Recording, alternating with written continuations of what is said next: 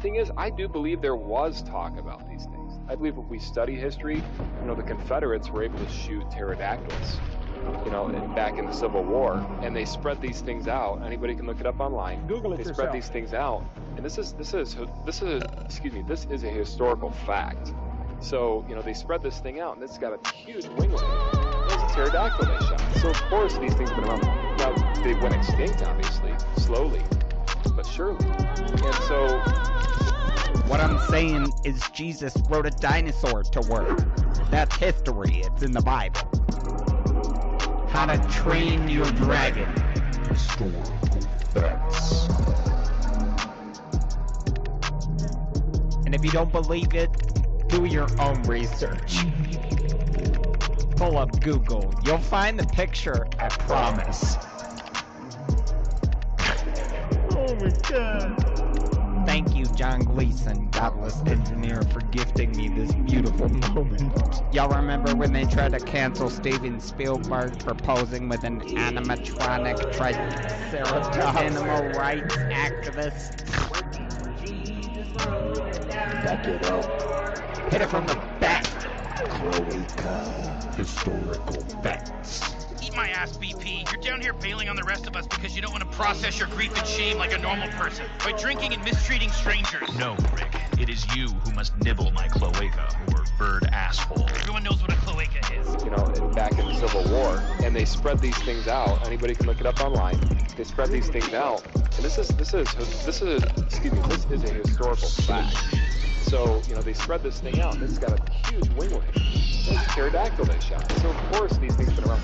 Now, they went extinct, obviously, slowly, but surely. And so... Paul Bunyan was sharing some Funyuns with his pet velociraptor. Whoa. Oh, you thought it was an ox? Roll back the clock. Let me knock the socks off. Historical facts. I didn't cut out. You heard me. You a pervert or something? Okay.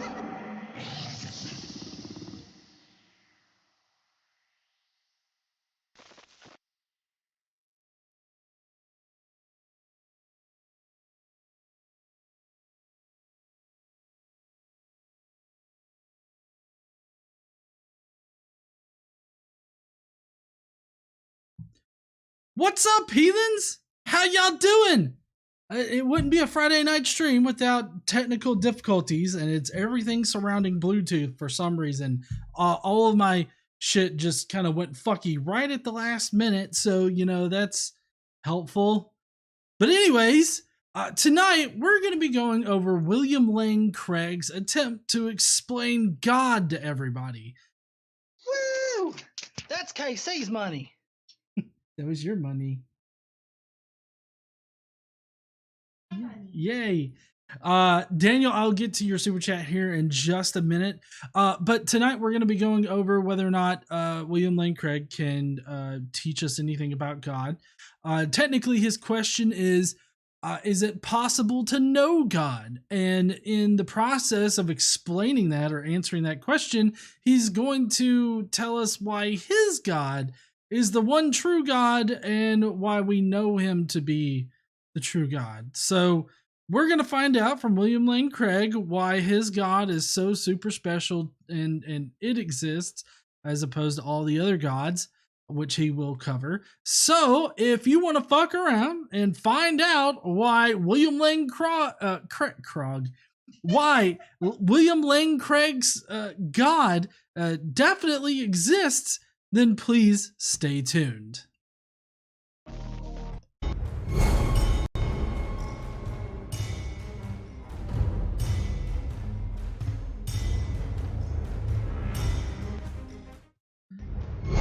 William Lane Craig, that's right, honey. Our first super chat tonight was from Daniel M saying, David says good night. Thank you so much there, Daniel and David.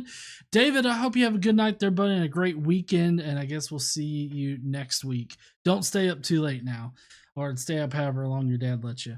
But anyways, if you guys don't know, here on the channel, we donate Just a little bit of money.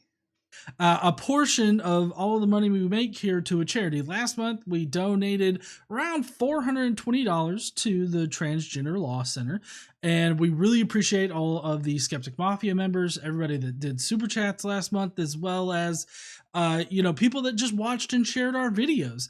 So those are the best ways that you can help us donate to great causes like the LGBTQ community or other great causes. And we actually haven't picked a cause this month just yet. Normally, I think around this time we donate to to a charity concerning children. Because it's like back to school and everything like that. So I think we'll probably look for something centered around that particular thing. So if you want to help out kids, then send a super chat, and we will definitely let y'all know what charity we are going to pick. But we definitely run all of our charity selections through Charity Navigators and Charity Navigator and other third-party charity not oversight, but auditing, monitoring type of organization. So you can rest assured that your money will be going to a great place. So thank you so much there, Ekadriabu. I love saying that name every single week. Ekadriabu. Boo. Yeah, it's just one O. It could be Bo. You're right. I don't know.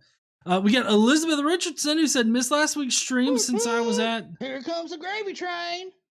Gen Con in Indy, a gaming convention. So here is this week's tie. Thank you so much there, Elizabeth.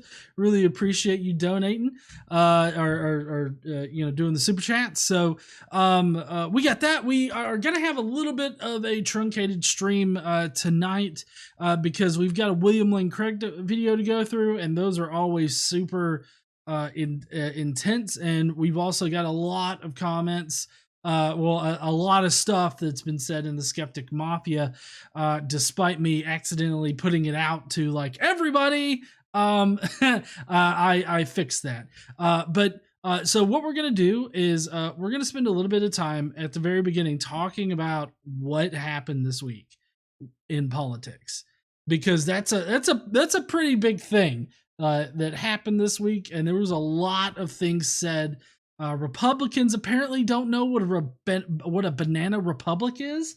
And I'm not talking about the clothing store. Apparently, America is now a banana republic, if you didn't know that. We'll explain what that is here in a minute.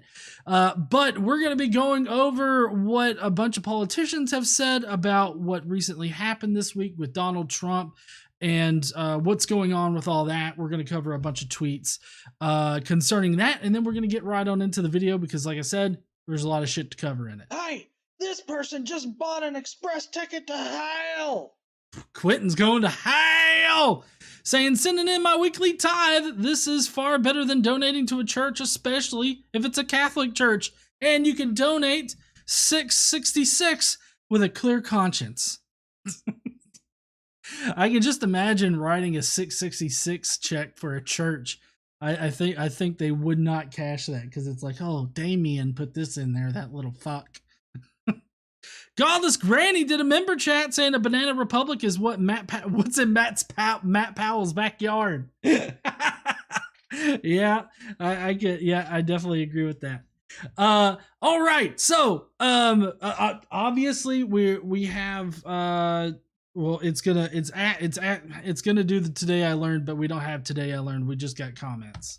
Today I read. Except we've got the comment of the day thing. So hold on one second. Comments of the day. Prepare to facepalm yourself in the next week.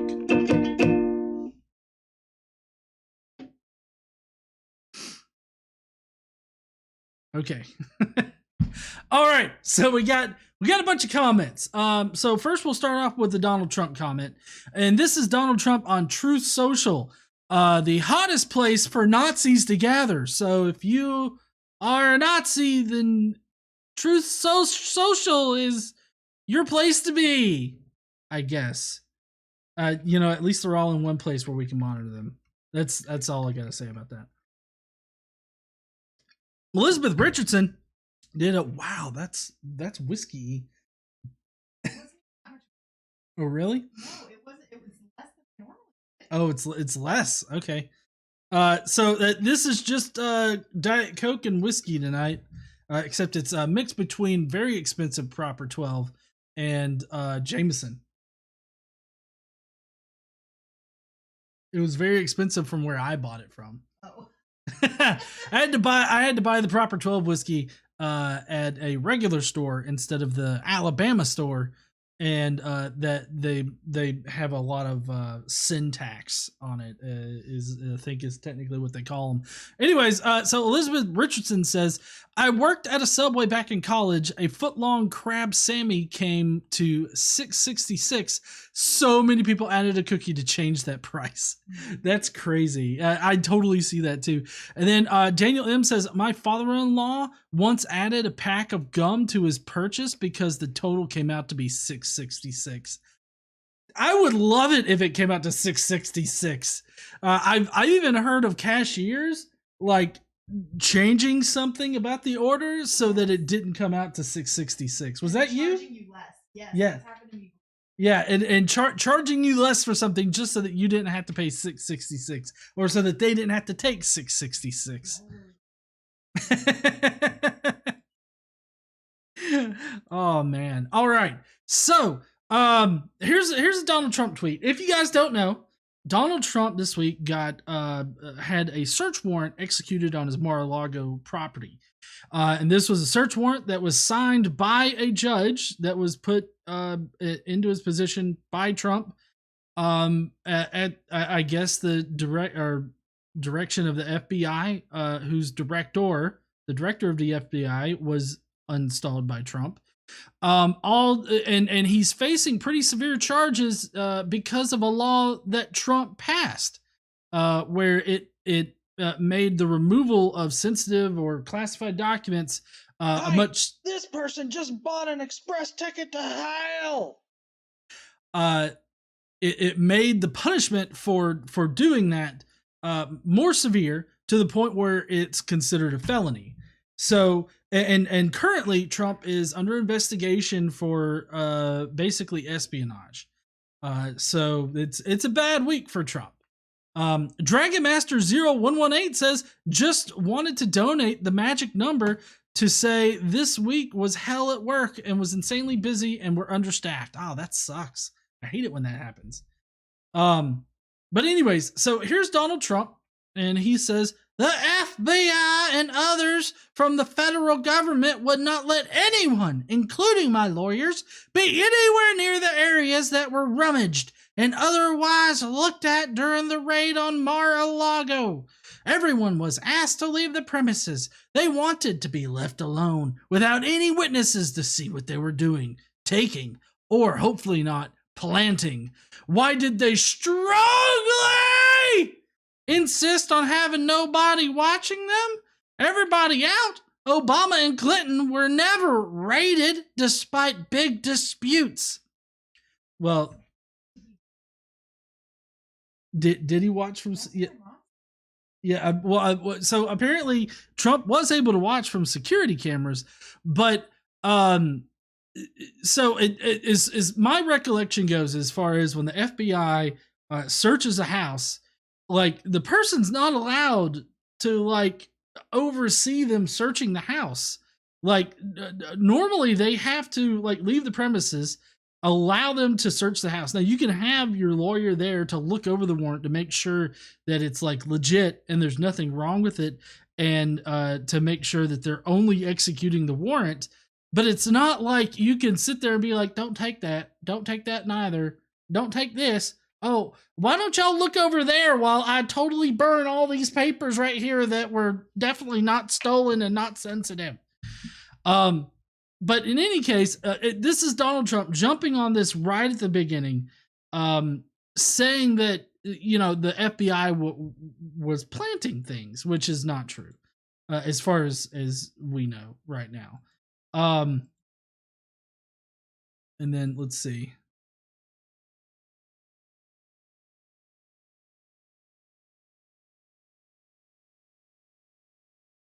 Next is Matt Gaetz, of course, stands with President Trump. It's no wonder that he wants to stand with President Trump. I mean, he's a shithead in general. So, Hey, this person just bought an express ticket to hell. Thank you so much there, Heather Brown, who says that they did that just for fun. Getting an express ticket to hell is just for fun. That's cool. Thank you so much. Todd Starnes immediately jumps on the bandwagon, of course. It's not what the FBI took out of Mar-a-Lago. It's what they may have planted inside. It's totally ridiculous. I mean, you even had people like Marjorie Taylor Greene. She was jumping in on this whole, the FBI was planting information and everything like that. And Jester, Lord of Fools, says, PSA, please remember.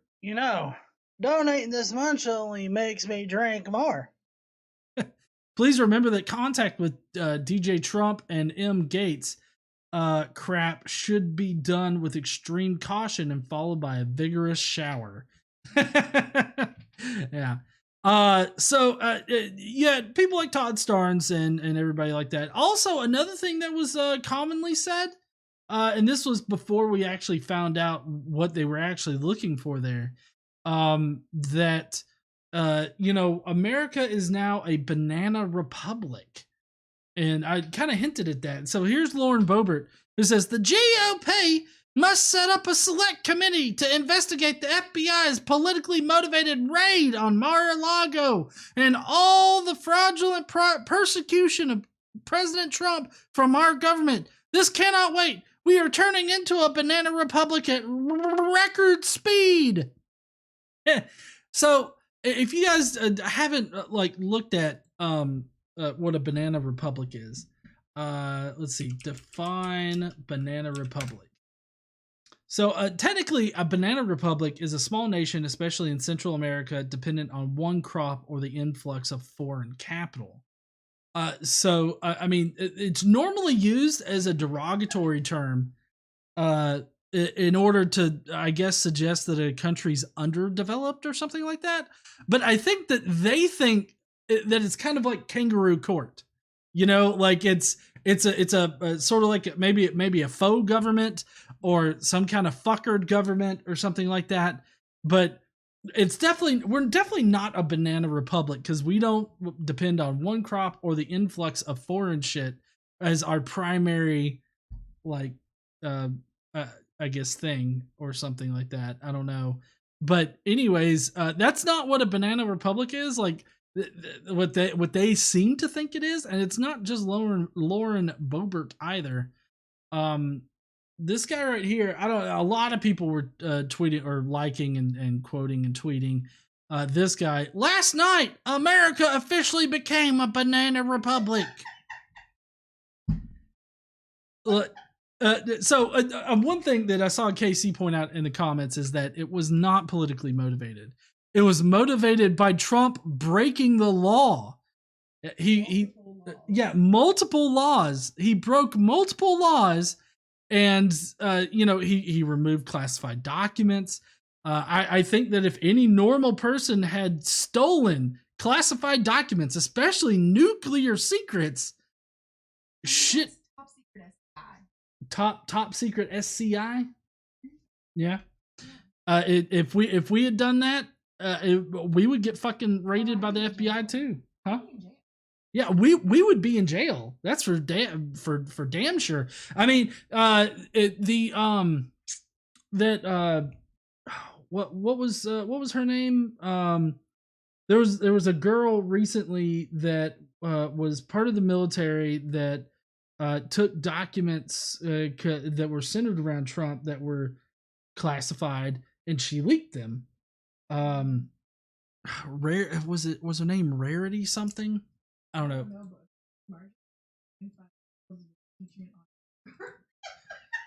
Oh shit. Apparently Marjorie Taylor Greene has filed articles of impeachment against Merrick Garland. Oh, okay. Sorry, Elizabeth Richardson said it in the chat there. That's crazy. Oh yeah, that's another thing. Everybody's calling to defund a bunch of federal organizations, like law enforcement organizations. It's almost like they're all screaming, defund the police. It's kind of weird how they went from, painting, doing the whole Blue Lives Matter thing to like killing Capitol Police people at the Capitol and screaming for the defunding of law enforcement agencies. Oh, she did? 2 Timothy, what the fuck ever? Shut the fuck up. For endangering, undermining, and compromising the justice. So it is official. Marjorie Taylor Greene has filed articles of impeachment against Merrick Garland. I don't know how that can actually stand, but she's filed a number of things that are ridiculous. She is very ridiculous. And then, but you know what? Trump 2.0 also thinks we're becoming a banana republic. He said, the raid of MAL is another escalation in the weaponization of federal agencies against the regime's political opponents. While people like Hunter Biden get treated with kid gloves, now the regime is getting another 87,000 IRS agents to wield against its adversaries? Banana republic!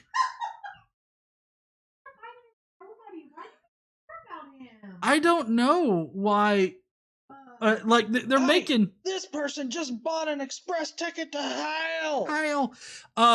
They're making a lot about Hunter Biden right now. Like they're trying to shift it. They've you even had Trump who claimed that Obama took 33 million pages of of documents, many of which were classified, and many of which were about nuclear secrets, to his house. That's just not true. The NARA, the National Archives, they came out with a statement publicly that said, we have the documents, not Obama, because Obama didn't do anything. Also, there's been a lot of shit levied against Hillary. Like, what about her emails? He literally, in his statement, telling people that his home got searched, he actually said, what about her emails? The thing about her is that need to search at her home because she operated and right. Led the fifth. Like what, a criminal? Yeah. So the big difference between by the way, honey, nobody can hear you. Well, you keep talking. Just saying, people like hearing from you.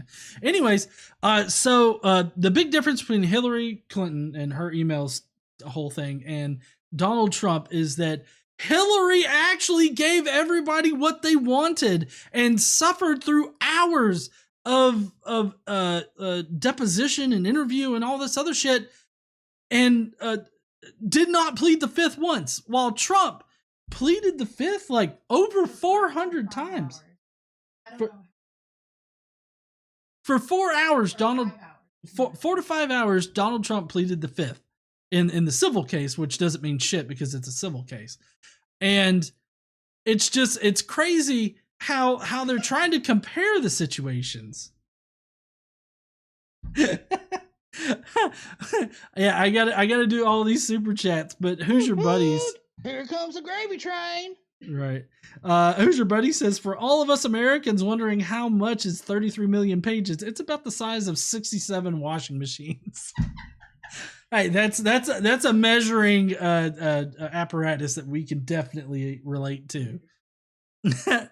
Alex Baranowski had said, when I lived back in Rhode Island, a 3-month supply of Lexapro cost me $6.66.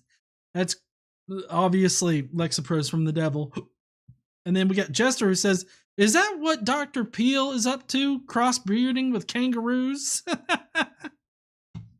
Okay. I don't think I have much left to talk about this. But let's see. That one. Okay, so bringing everybody up to speed. So obviously the warrant got released. Trump released the warrant today through Breitbart and did not redact any of the FBI agents' names. And so they've got a target on their back. Of course, the one that was released through the Justice Department redacted names and shit because, you know, they're decent fucking human beings.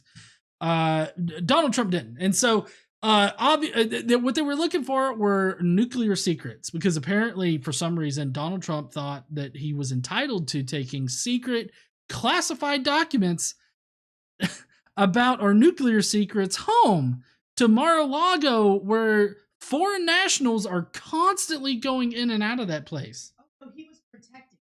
He was, quote unquote, protecting them. Also, I seem to remember saying That's, yes, honey, that's right. Hillary Clinton did call this one back in like what, 2016. She said that if you can trigger somebody with a tweet, then you probably can't trust them with the nuclear codes or nuclear secrets. nuclear secrets. So after, you know, the claim came out, nuclear weapon information is what they were looking for. So Donald Trump thought to post this little gem. He says, nuclear weapons issue is a hoax, just like Russia was a hoax. 2 impeachments were a hoax. The Mueller investigation was a hoax, and much more. Same sleazy people involved. Why wouldn't the FBI allow the inspection of areas of Mar-a-Lago with our lawyers or others present?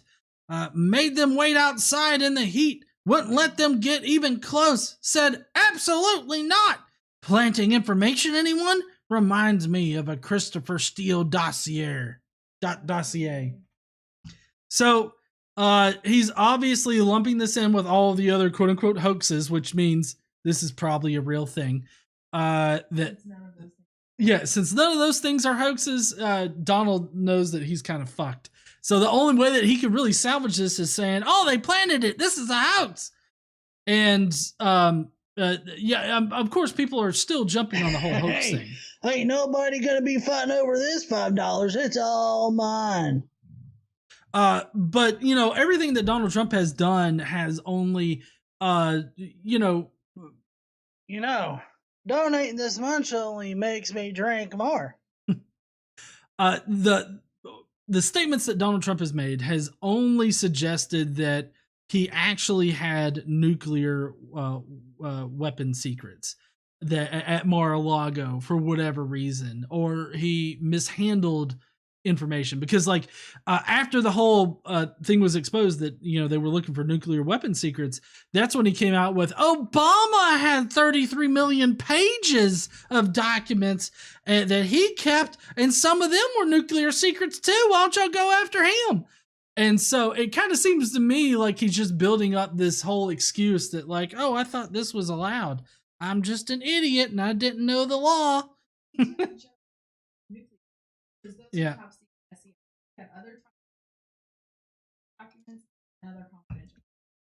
Right. He had a whole host of confidential and secret documents there that he was not supposed to have.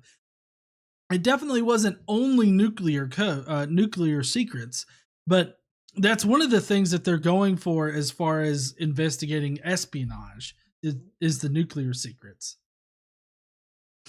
All right, so we got a few super chats to go through. Quit drinking all that beer, G.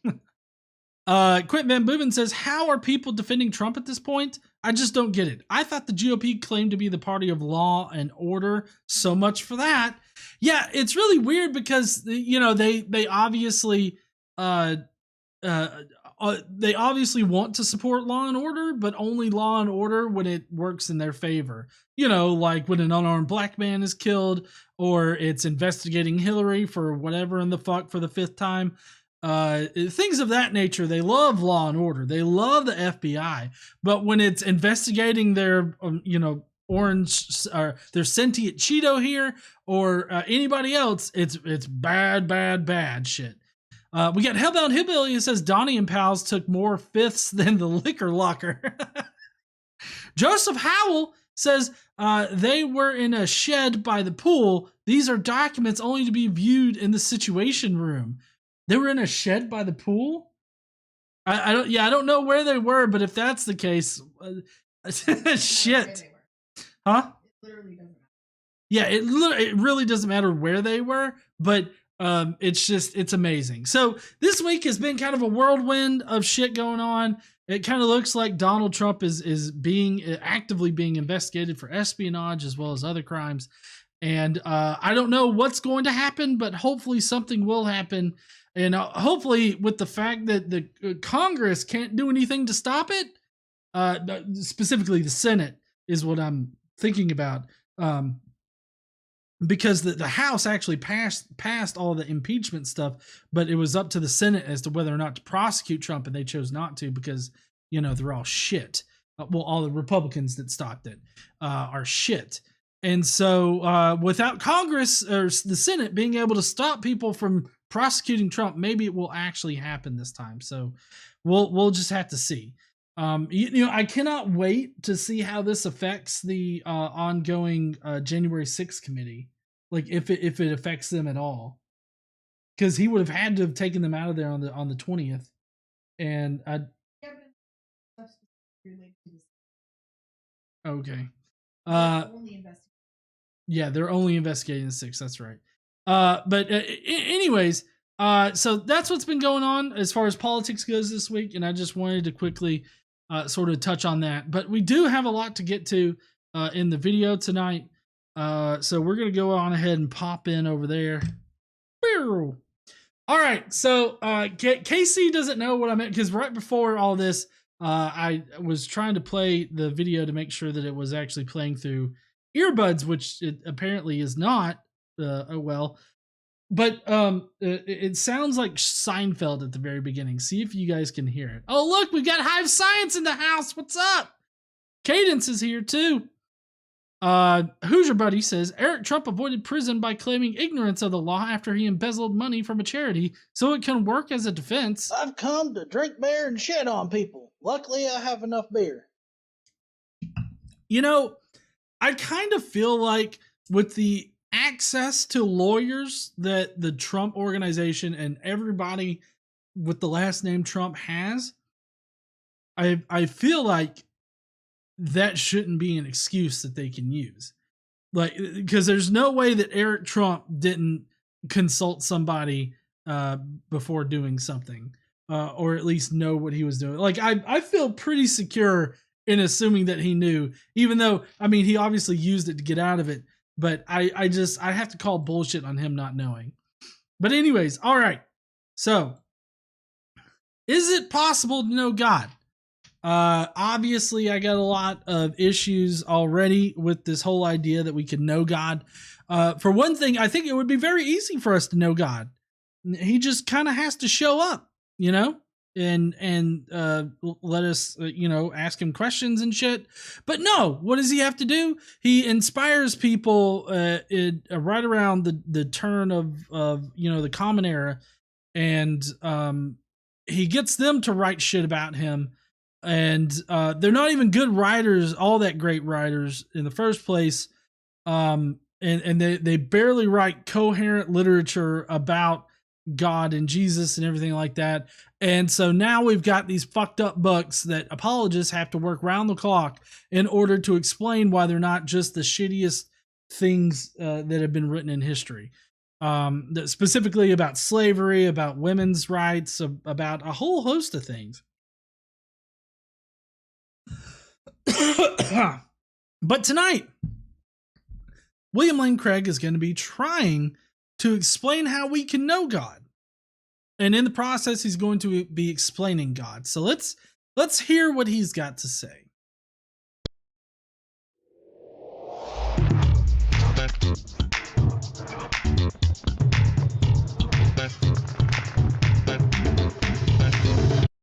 Jerry, can you know God?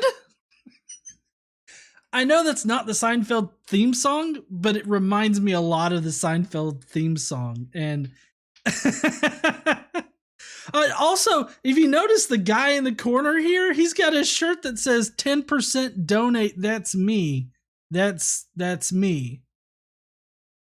I feel like this is an attempt at subliminal messaging to get people to donate 10% to whatever church organization. Is it possible to know God? Well, who or what is God?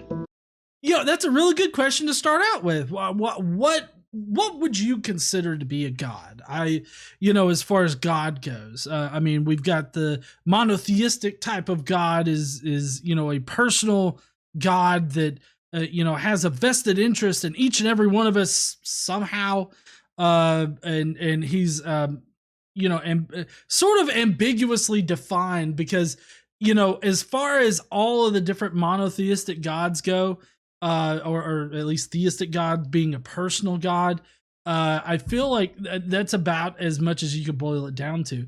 He's this supernatural force that exists outside of reality that apparently controls our universe, at least our universe, and I guess maybe that's how you would determine a god. Like this is, I feel like this is a deep philosophical question. Like what does it mean to be God, or to be a god?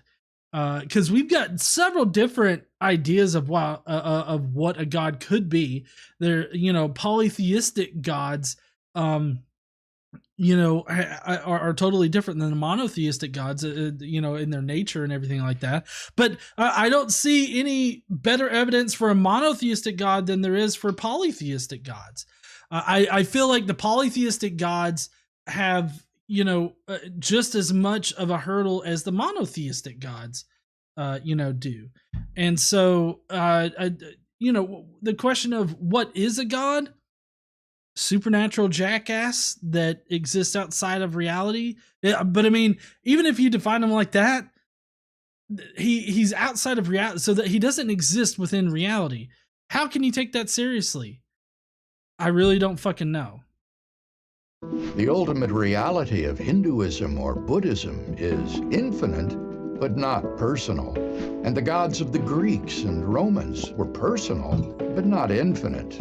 God damn, William Lane Craig, why you gotta have dick all over my screen? And titties? There we go. Sorry, I felt like I was about to get struck down or something for that. Anyways, he's basically what he's trying to do here is he's trying to lay out the differences between polytheism and monotheism, and specifically his particular version of monotheism. But the Bible describes God as both infinite and personal. Okay. Just because you prefer infinite and personal for your particular God flavor, that means that it's better somehow? Like having a personal, like a set of personal gods that aren't infinite and a set of infinite gods that aren't personal, and then you mix the two, and it's like, look, now I have best of both worlds. And somehow that's like better. Like, I don't understand this connection of having both of these properties and it being more real than the other ones. I feel like the ability for an infinite and personal God to be a true God versus, either one of those things taken in isolation, I feel like all of those have the same. That's KC's money. I feel like all of those have the same possibility of existing. I don't understand why it has to be infinite and personal in order to exist. Well, like, why can't the other ones exist just as equally? I don't know. We got Daniel M, who says, would it be blasphemy to just worship a gold calf? Well, yeah, obviously God wouldn't like the gold calf idea. When we say God is infinite, we mean, for example, that God is eternal. He never began to exist, and he'll never cease to exist. So one of the problems with the whole if everything was created, then who created God, right? One of the problems that they mention with that is that there ends up being an infinite regression. I don't understand how saying that God is eternal, which is just moving the goalposts really, but saying that God is eternal, how does that not create an infinite regression? Like the problems that they have with, this God created that God created that God. and it infinitely going back in time, or an infinite past being a thing, like their God violates that. And their God being eternal in the past leads to an infinite regression. So I don't see how this is any better than any other explanation.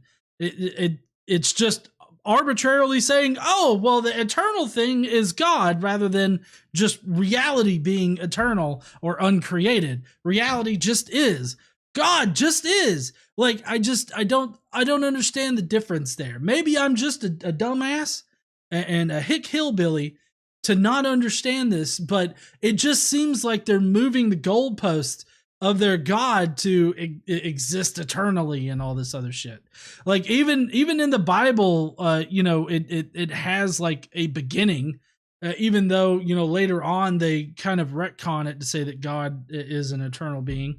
But in Genesis 1:1, God just sort of is, and he creates things, which kind of makes it seem like, God at least started to exist at one point. But anyways, I digress. He transcends time and space, bringing time and space into being at the moment of creation. He is not physical or material. I'm sorry, but if God is not physical or material in some kind of way, then how can he interact with our physical and material universe? Like, if he's not physical or material, how can you say that he exists in reality? He's not. He's just blatantly stating these things, which, I mean, is kind of what apologists like to do. They don't like to really support, their conclusions with real evidence that actually supports their conclusions. But, saying that God created time and space, it's just sitting there arbitrarily saying that God created them. Why is it that, reality couldn't, like as a natural property of reality, when a universe pops into existence, time and space pops into existence with that reality? As far as that universe, not that reality, but that universe goes, time and space exists within that universe. Like already it seems like he's just arbitrarily putting God in there when God doesn't need to be there. Chris Reese says, I think their definition of God is technically semi-eternal, not eternal. Hey, ain't nobody gonna be fighting over this $5. It's all mine. Yep, nobody will be. So I can understand that. But another good question here to ask is, what does it mean to exist outside of space-time? Like, what does it mean to exist prior to time existing? Is there a way to even measure that? Like, what does that even fucking mean? Can something like eternal is supposed to indicate that something has just always existed for all time?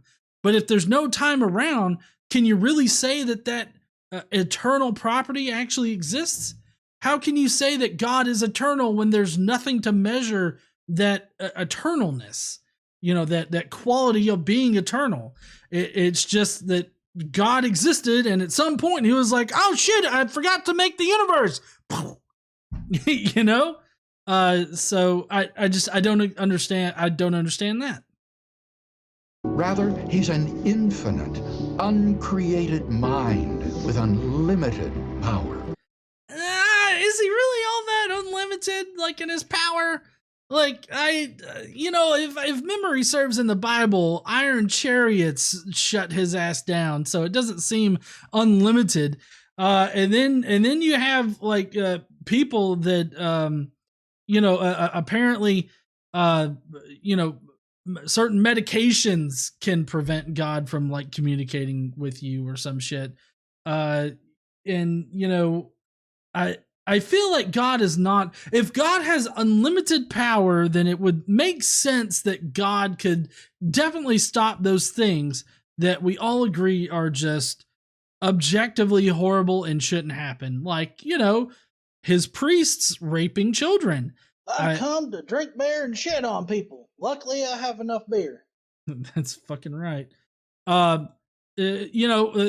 graping people. I would think that God, if he was unlimited in his power, he could definitely, at least figure out a way to not violate free will, as well as stop people from raping. Just as simple in the 10 Commandments, like number 4, don't rape kids. Like, I feel like unequivocally putting that in there might have been a good idea rather than stroking his own dick for 4, commandments. We got a few super chats to get to. Just a little bit of money. Team Skeptic in the chat says, GE, please don't attack William Lane Hero. He's my Craig. Nice to see you here there, Team Skeptic. We got Daniel M, who says, gotta hand it to the Israelites. They are resourceful in the middle of the desert, in the middle of nowhere, and they managed to make a golden calf. Yeah, they pulled their resources together. Which, of course, if you know the Exodus story, when they left out of Egypt, they actually stole all of the Egyptians' like expensive like pottery and shit. Not pottery, but like all their expensive shit. They stole all that, so they had gold to spare, I guess. Vanta Blue says, and now I'm imagining God waking up and rushing to work, going shit. Got to be on time to create the universe. Jester says, what gender is that behind the mind symbol? Every gender, maybe? I don't know. It's let's see, I can't remember which one is the arrow. Is that man? Yeah, male sign. Right, because dick, right? So it's a guy with 4 dicks. Hey, it's a genetic shit. It's a genetic problem. Just bought you a bear. That's the 4-dicked guy, which I guess maybe that might be God. No, God's only got 3 dicks: Holy Spirit dick, God dick, and Jesus dick. Those are the 3, right? Yeah, this is some other kind of dicked God here. Dick Siamese. Daniel M says that's planning ahead. All right. But while God is infinite, he's also personal. He has mind, emotions, will, and moral agency, all the qualities essential to personhood. Okay. I mean, I would say sure that, but like, how do you know the emotion of God? I mean, honestly, if you look in the Old Testament, like God is a person, if he's a person at all. He's a person of few emotions, mainly drunken rage, and then I guess just it's not really happiness. He's placated, like I guess peaceful, maybe. I don't know. He's just sort of he's good with the situation or whatever. He's neutral. It seems like I don't really remember God being all that like happy or whatever. He's either a pissed off drunk or he's just glad things are going his way. Sure. Moral agency. God has shitty moral agency. Like he's got a shitty sense of morality. I mean, if you look at Numbers 31, that's the one I always like to go to. Numbers 31, where he has Moses go in and kill small children. Right. And then the apologist response to that is that God had a good reason for it, because the Midianites were either sacrificing children or they were a portion of this donation went to beer. For whatever reason, God wanted everybody except the virgin girls killed, which would include small babies, other small children, and any woman that's touched a dick. And, it's kind of hard for you to say that was a good action for whatever reason. So his moral agency is just shit. And then a mind, can you really know the mind of a God? Like, obviously, 50 to 75% of God's mind is drunken rage. Okay, that's what God's mind is a good bit of the time if you read the Old Testament. So, I other than that, like I really don't see how you can know what God is thinking. especially with all the contradictions in the Bible. We got Team Skeptic who says, money is my gender. Have some of my gender, big brother. Thank you so much there, Team Skeptic. Appreciate you. And he has them to an infinite degree. Oh, I should have let this finish. What does it fucking mean to have like an emotions or a mind or a will or moral agency to an infinite degree? That sounds like fucking Deepak Chopra shit. Like I could go to the wisdom of Chopra and get something similar to have your mind be intelligent with emotions, mind, will, moral agency to an infinite degree. Like, I feel like that's something you'd get out of fucking Deepak Chopra right there. Because I have no idea what it means to have an infinite amount of emotions. I don't, like, an infinite number of emotions? Like, there are emotions that we just don't even fucking know about? An infinite amount of will. What does that even fucking, an infinite amount of moral agency? What does that fucking mean? I don't know what any of this fucking means. It's just goddamn word salad. For example, he is all-knowing. He knows all facts and truths. Okay. If God knows everything, why is it that he asked, what was it, Abraham? Like where Sarah was? Why, where Sarah was, because she was in the tent laughing because God said that Sarah will bear a child. She started giggling and everything, and God didn't know. Also, in the Garden of Eden, God didn't know where they were. Also, if God knows everything, then he definitely would have known that the main Christian organization for thousands of years and continues to be one of the main Christian organizations would spend untold amount of money as well as other resources to systematically violate young children.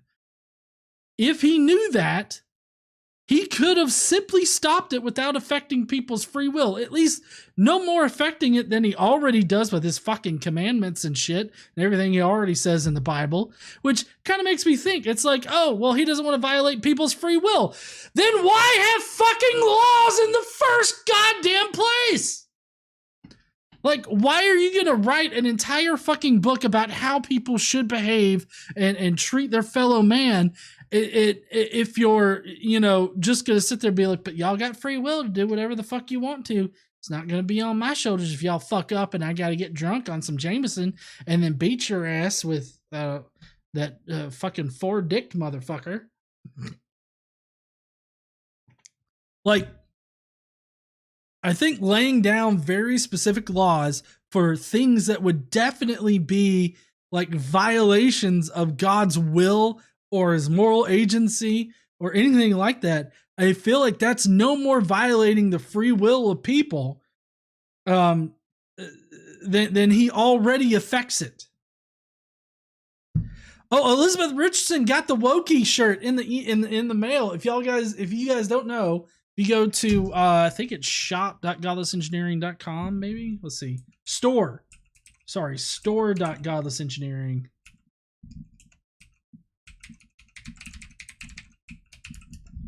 Yeah, if you go to store.godlessengineering.com, you can see all of the shirts and shit that we got there, which I'll put it.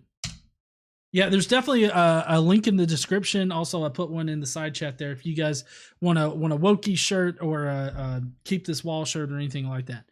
But so in the 10 Commandments, God strokes his own dick for 4 commandments, and he doesn't take any amount of time whatsoever to say, hey, women are equal, which he actually says women aren't equal later on in the commandments, but women are equal, don't rape kids, also slavery's bad. Of course, later on in the Bible, he's totally fine with slavery, so he wouldn't put that there. But my point is that these are easily identifiable things that if God was all-knowing and he did not like, then he could have affected the Israelites' behavior just as much as he affects their other behavior, as well as the behavior of many Christians to come. So it seems weird to me that you would say that he's all knowing when he obviously fucking isn't. He's also morally perfect. So not only is he without any trace of evil, but he himself is the source and standard of moral goodness. Hold on.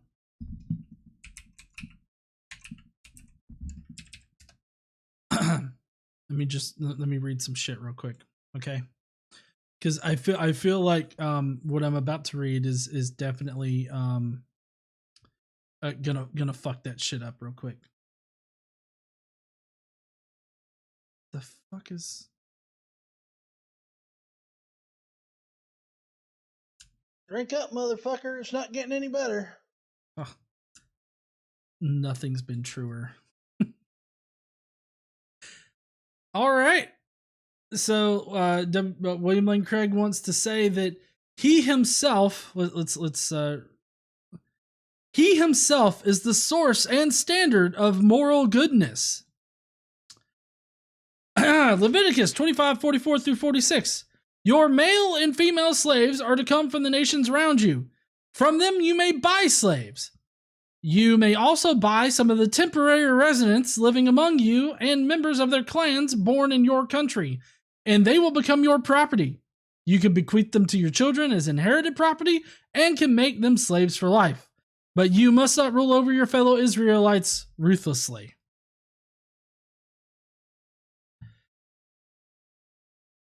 So, if God is morally perfect and he himself is the source and standard of moral goodness, how could he say some shit like that or inspire somebody to say some shit like that? How could he do that? Would he do that?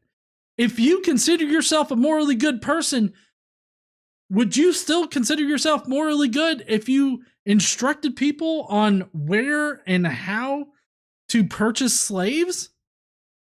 Would you then go further and tell people how you're supposed to treat the slaves? Of course, Israelite slavery was pretty close to the slavery that existed in the wider Near East. And I've said this multiple times before, but the Israelite slavery was at sometimes more harsh on the slaves than the surrounding cultures.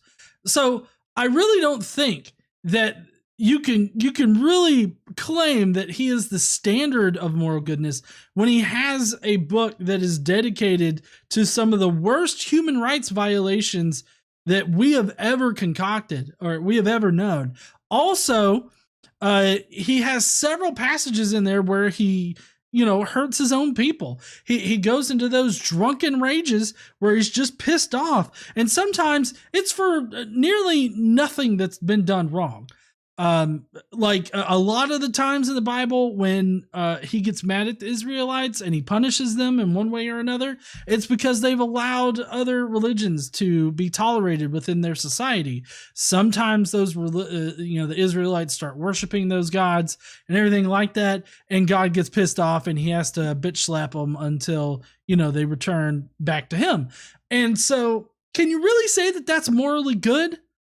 Like at certain points in the biblical story in the Old Testament, God effectively hires mercenaries to come in, enslave the Israelites, and take them back to different places like Babylon. And woo! That's KC's money.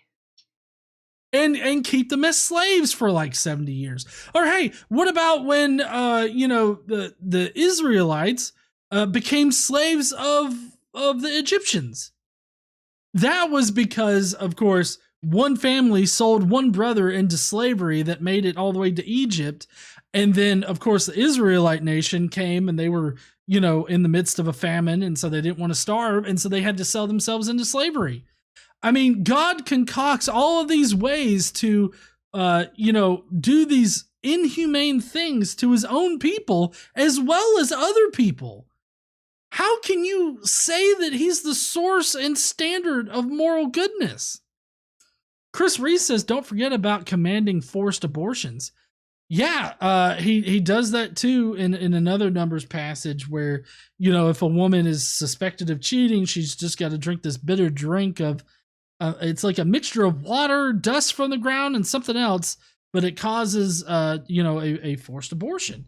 And whether or not that particular story is about abortion, it doesn't really matter. It's effectively causing the woman to have an abortion if she was unfaithful to her husband. And so, I mean, that's fucking shit right there. But anyways, Daniel M had sent a super chat saying, please put "ba" means no hats in your store. I think I just got that off of Amazon. Did the hey hun, did the "ba" means no come off of Amazon? Yeah, you can get those off of Amazon, but I'll see if I can do a custom one up that won't get like copyright stricken or taken down or anything like that. But you can get them off Amazon right now. Anyways, let's continue with this shit show. What connection could there possibly be between this infinite, personal God and you? Here are 4 truths to consider. Wait a second. Here are 4 truths to consider. Anytime William Lane Craig says, well, here's some truth to consider, I am going to bet that it is not true. I will bet right now all 4 of these things are not truths. Okay? Right out the gate, I bet that they're not. Let's see. God loves you and created you to know him personally. Okay. So as far, like, I guess you'd have to define what truth means, because what William Lane Craig means is that these things are true of reality. And I would say that this could be understood to be true of Christianity, but not true of reality. We haven't actually established this as being true of reality. Just a little bit of money. What we have established is that the Bible is not representative of reality. It gets minute, like, details right, like city names, people names, things like that. But as far as theologically goes, the Bible is pretty fuckered. Just a little bit of money. And to say that God loves you and created you to know him personally, I mean, if you look at Genesis, I have to agree that God created humanity in order for humanity to directly interact with him, to, worship him and all that other stuff. When you die and you go to heaven, you're there to worship him, forever. You're, however you're supposed to worship him in heaven. I don't know, but you're supposed to worship him forever. Also, the main point of living, as William Lane Craig's about to point out, I believe, the main point of living in a Christian worldview is to praise God. So I totally get that this is this would be a thing in Christianity. So it's true of Christianity, but I don't think it's true of reality. Venta Blue says citation fucking needed for those truths. And then Cadence just pressed X to doubt. That's a great use of that particular emoji there. But okay. Or emoticon. Yeah, emoticon. Anyways.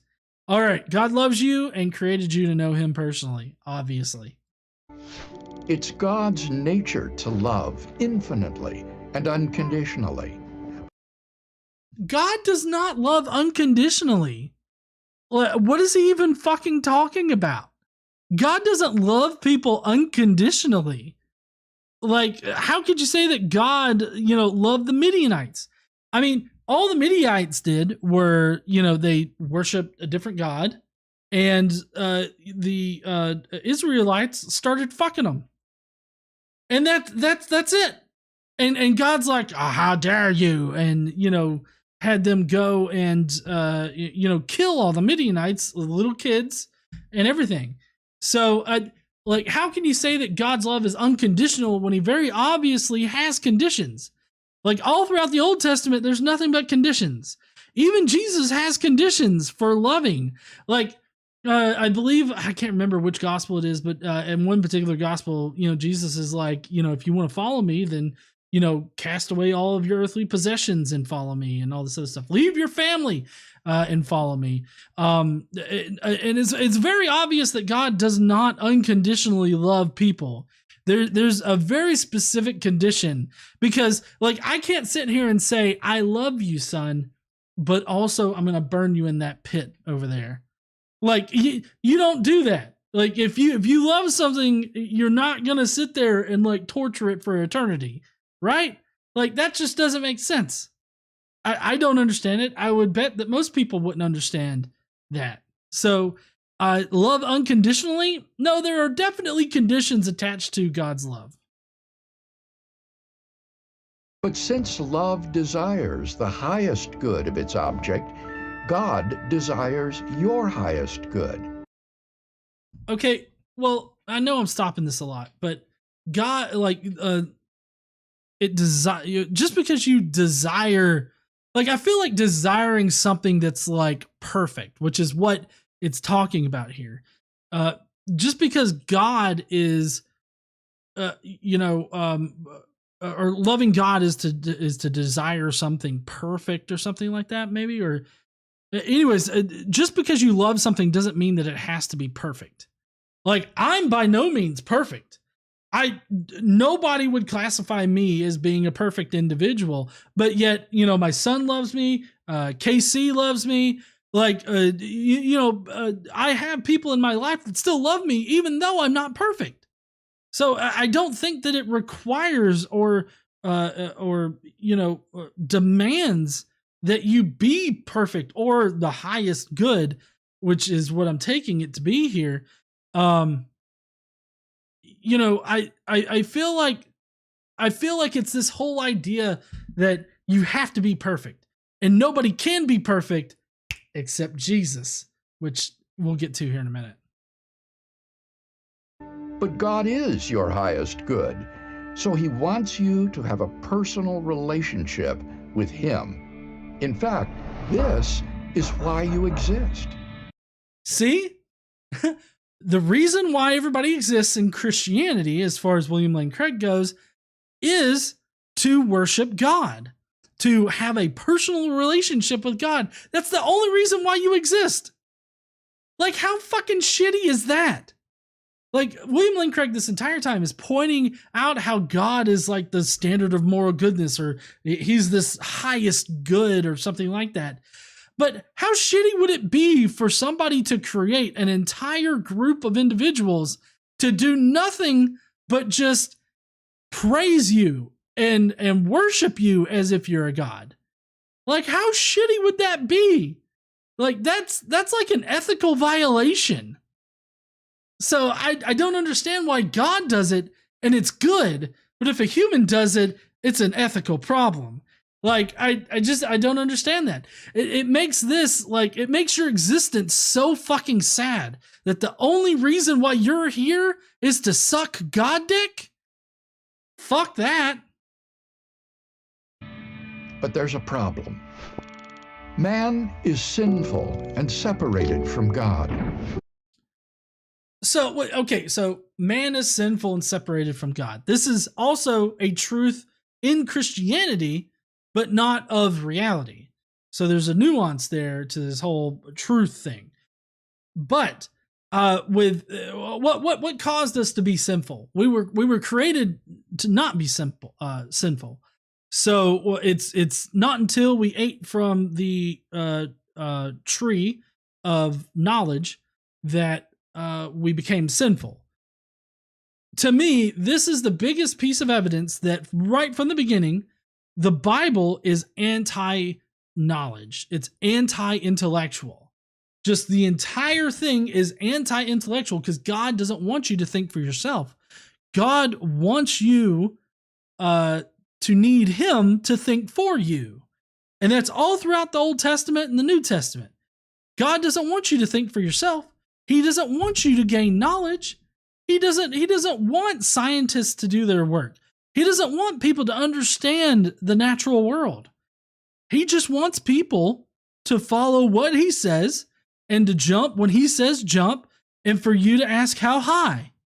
That's the only thing that God wants. Do you, in Christianity, by the way, not like in reality, in Christianity, that's all God wants. Why would you want to worship that kind of God? Why would you want to worship some religion that says that it's bad to be intellectual, that it's bad to have knowledge or to seek knowledge. Because that's all that I get from the Old Testament and the New Testament, is that it's bad to seek knowledge, and it's good to only trust in God, because the only good knowledge that exists is knowledge about God. So I don't understand why you would want to do that. It totally escapes me. Jay-Z Meister saying, back in my Christian days, I thought that God... Here comes the gravy train. God loved us so much that he gave us the choice to accept him or not. If we didn't want to be with him for all eternity, he wouldn't force that on us. Then to hell we go. Right, Jay-Z. Good thing you brought this up, because this is a common talking point from Christian apologists, is that God is so loving that he allows us to make the decision whether or not we want to be in his presence. And if you don't, then you get sent to hell. There's a bit of a problem there, though. I think that if God was truly loving, it seems like a more loving action would be to, not like maybe not have us in his presence, but not send us to hell. Well, that's if you believe in the burning, eternal damnation kind of hell. A lot of people claim that hell is just in a separation from God, which isn't a burning eternal torment, So it kind of depends on your theology. But if God were truly loving and truly cared about us, then he could allow us to be in heaven, but not be in his presence.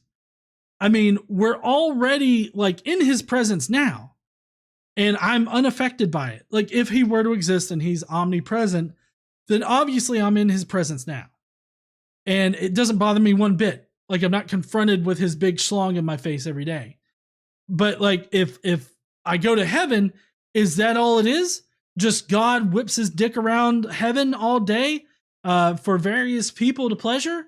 And that's just what it is 24/7 up there. And in order to be in heaven, you have to consent to that. I feel like there's definitely a loving situation where God could do that for those that want to, but then also provide for people that don't want that, but still not burn them in hell. That seems like a more loving solution, but God doesn't choose that. What does he choose? He chooses to create a place of eternal fire that we are to burn in forever for just simply either not believing in him or not wanting to be around him. I can't imagine like me saying to another person, like, I don't want to be around you. And then they Sparta fucking kick my ass into a burning pit where I'm just burning for eternity. Like that just seems so unreasonable to me. The Bible describes our predicament like this. Ever since the world was created, people have seen the earth and sky. Through everything God has made, they can clearly see his invisible qualities, his eternal power and divine nature. So they have no excuse for not knowing God.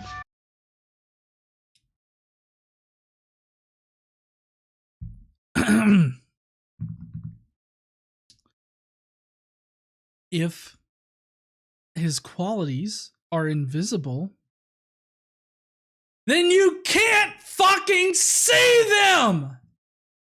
That's the entire point of being fucking invisible. Like you could, an invisible quality, I guess, about a human would be how good-natured they are. But is that really an invisible quality? I mean, sure, it's not like I have a stamp on my forehead that I'm a good person, but you could see it through my actions, so in that way it's visible. But if God has invisible qualities, you can't fucking see them.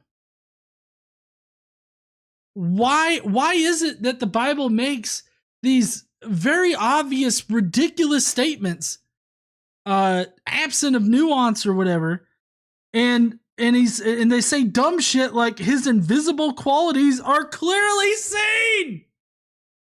Also, yes, many people are pointing out how this is a look at the trees type of argument.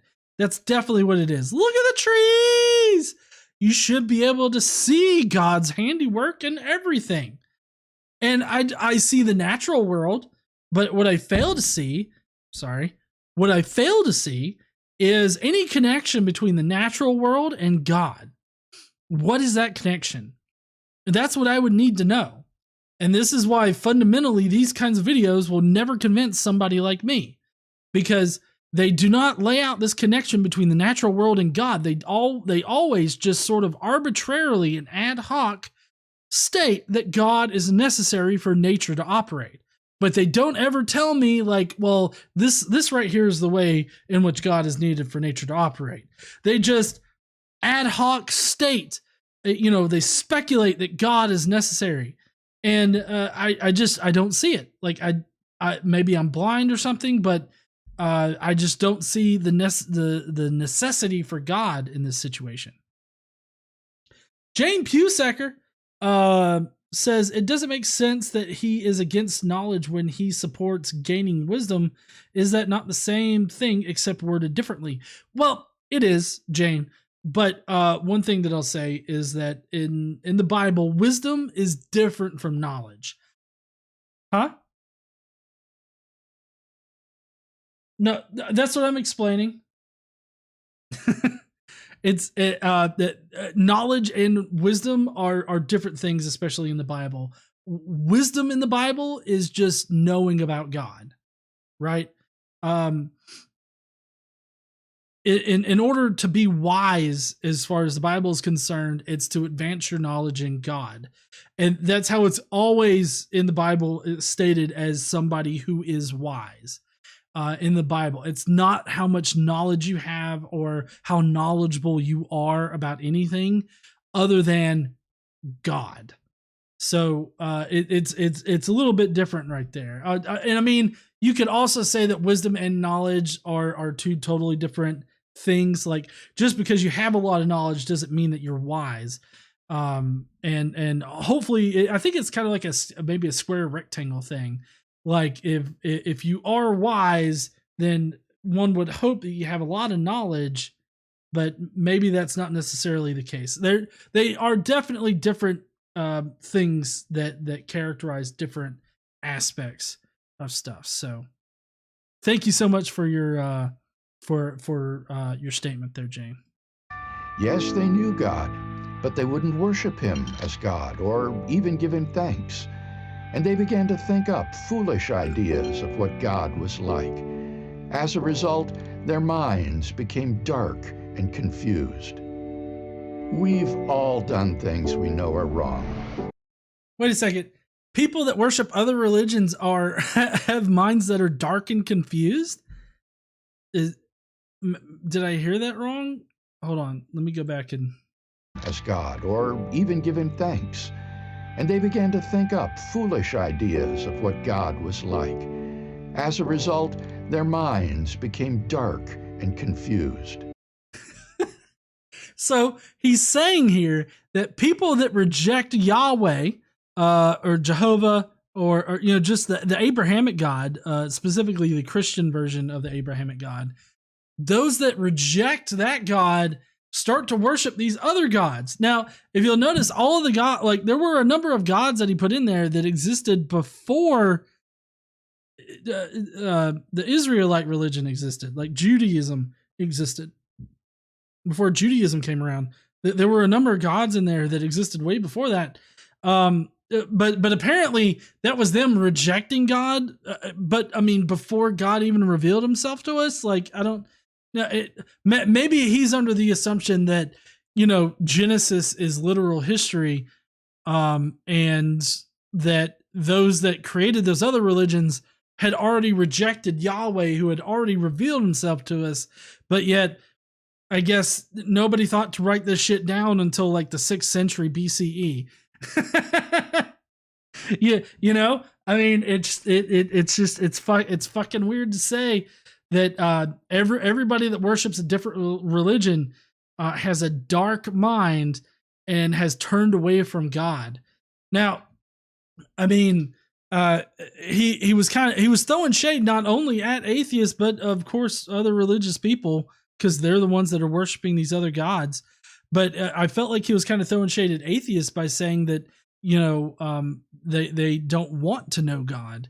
And it's not that atheists don't want to know God or don't want to do anything about it. Like if his God were to exist, I would want to know about it.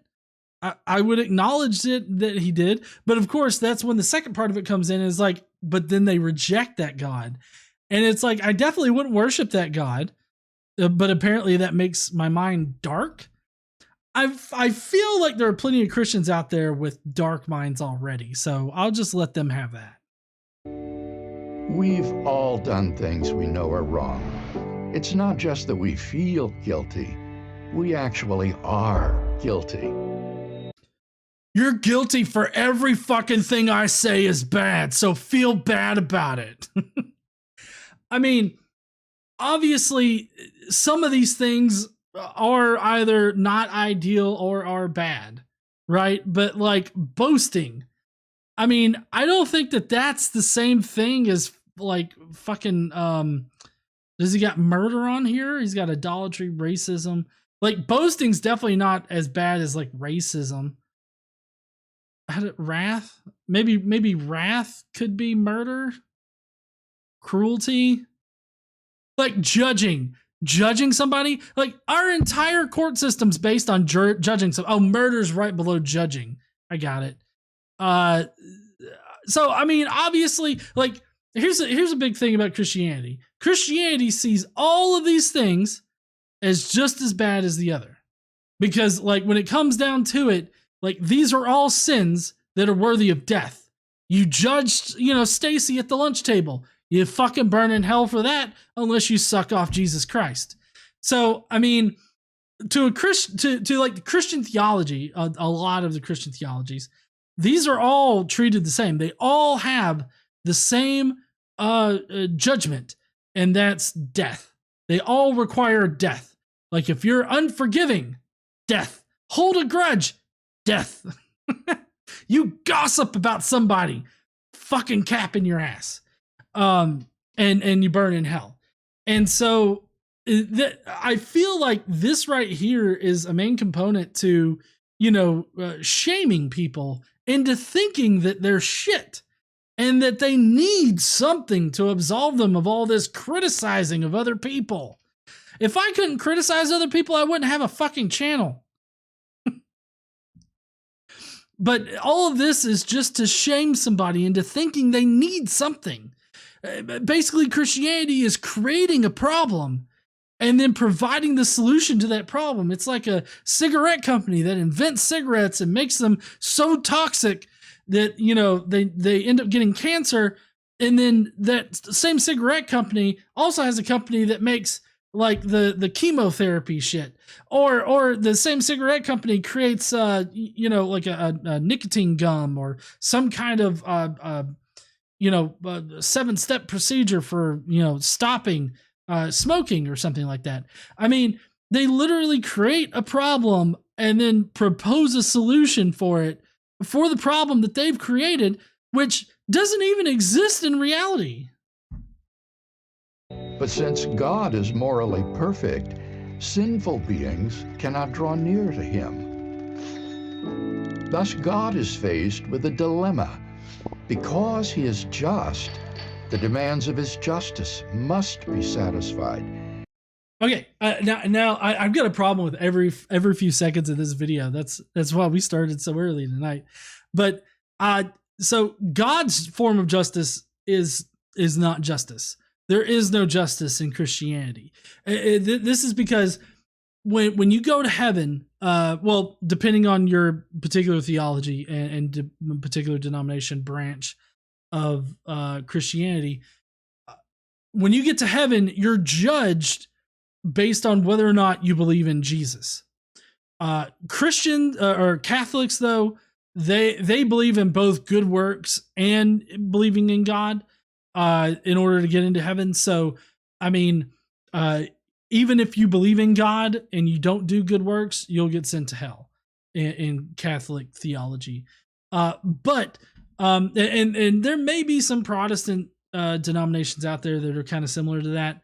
But for the most part, Protestantism while they may put an emphasis on doing good works, like as far as whether or not you're a quote unquote true Christian, what it comes down to it when you get into heaven, especially in evangelicalism, which is what William Lane Craig is. He's an evangelical, if I remember correctly. When you get to heaven, you're only judged on whether or not you believe in Jesus, because Jesus absolves all of your sins. Whatever bad shit you did during your time on earth, it's automatically absolved. And so, you're not judged by your actions. You're judged by whether or not you believe in Jesus. And that's it.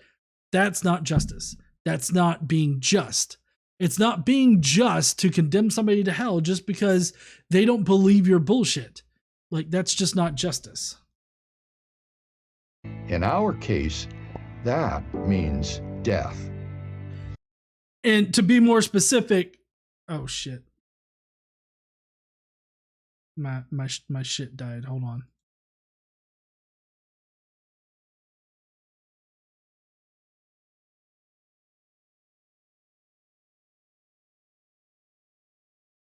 Okay, I'm back. Camera's sad. Yeah.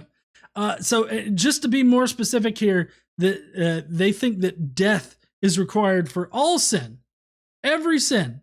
So whether you're jealous of somebody's new top that they wore to school, that deserves death. Whether you looked at a girl's ass or you stole a Snickers bar, death. Like, it's such a monolithic justice system that just, you do literally anything that offends God, death. But because he is love, he has compassion on us. He wants each of us to be reconciled with him. Well, so specifically, God wants you to worship him and love him. And so it's not like, oh, this is compassion. Like, this isn't compassion. Compassion would be like, oh, well, you led a really good life, even though you had some faults. So go on into heaven. Like, that's compassion. If at the end of this life that, we're judged by our actions or whatever, like, that's compassion, right? Just because you didn't believe in some old fuck wizard in the sky that you get sent to hell, that's not compassion. All right. And it's also not compassion to be like, look, I have enough love and compassion to expect you to love me first, especially without any kind of fucking evidence. That's not compassion, but that's what the Christian God asks of you. God's solution is Jesus Christ. Sorry, it froze up right there. Hold on. God's solution is Jesus Christ.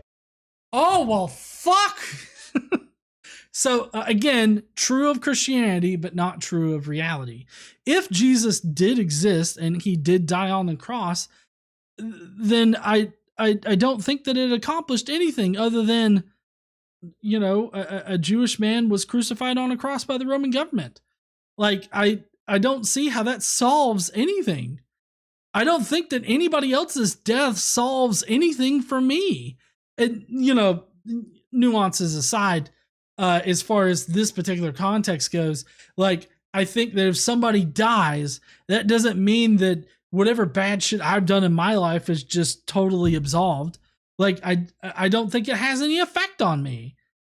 So I don't see how this is a truth, but also I don't see how it's a solution. God is all powerful, but his only solution is to kill himself as his son?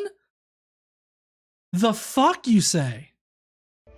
In the greatest invasion of all time, God entered human history. The greatest invasion of all time. If you were to ask me, what's the greatest invasion of all time? One could probably say D-Day. D-Day might be a good invasion, to retake France. I don't know what other invasions exist. I can only really think of D-Day as far as invasion-y type of things, but I definitely wouldn't say some Jewish fuck was born at about 4 BCE or 6 AD. We really don't fucking know. A Jewish fuck was born that claimed to be the son of God, and that when he died, his death absolves sins. That's not an invasion. He didn't invade anything. Though he was God, Jesus Christ was like us in every way, except he was without sin. All right, so I want to point. I'm giddy about this, okay? Because it works in my favor that he's saying this, okay? Hey, British invasion. Shit.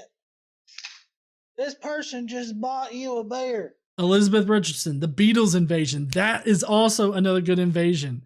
I think Iris Sark also kind of said the same, something along the same lines there with British invasion.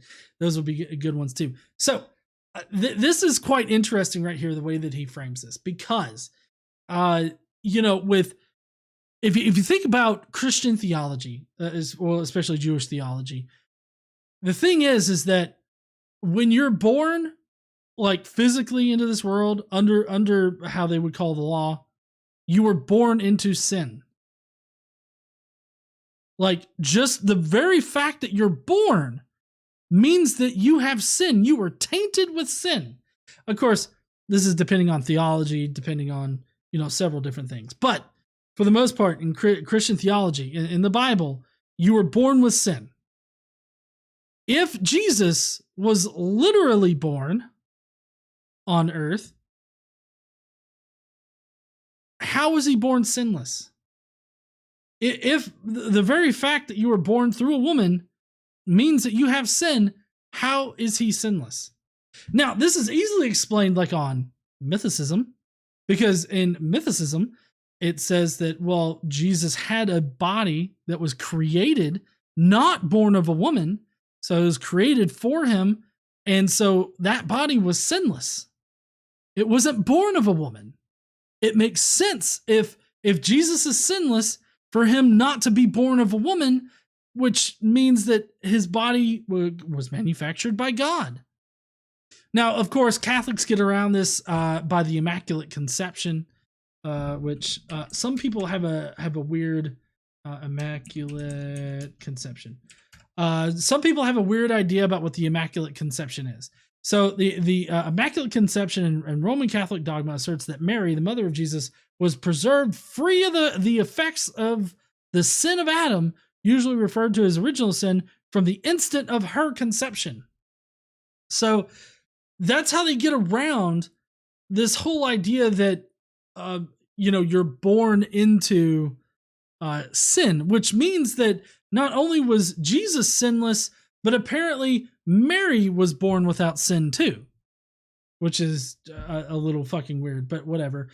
So the Immaculate Conception is about Mary being born sinless, and that was so that she could bear Jesus as a child. Now, we could get into the nuances of like, well, why couldn't Mary have been the sacrifice since she was already born sinless, and she could have absolved sins and everything like that.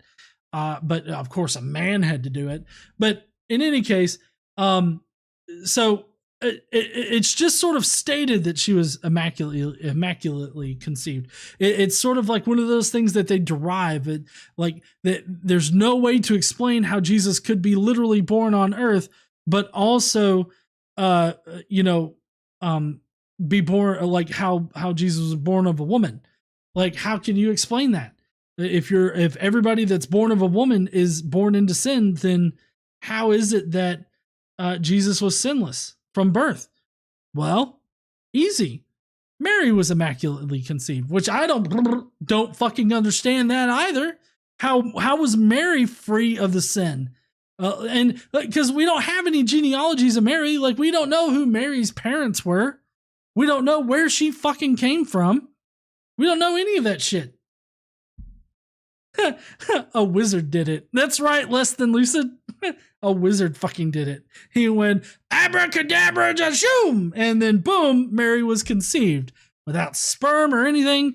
Just magic abracadabraed her into existence.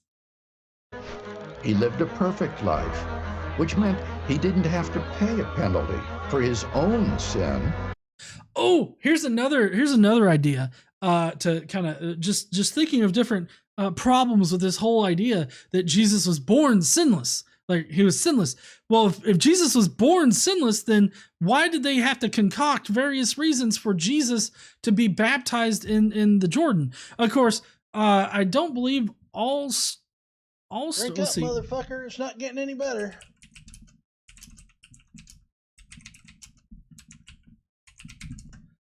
I don't think. Let's see, baptism of Jesus.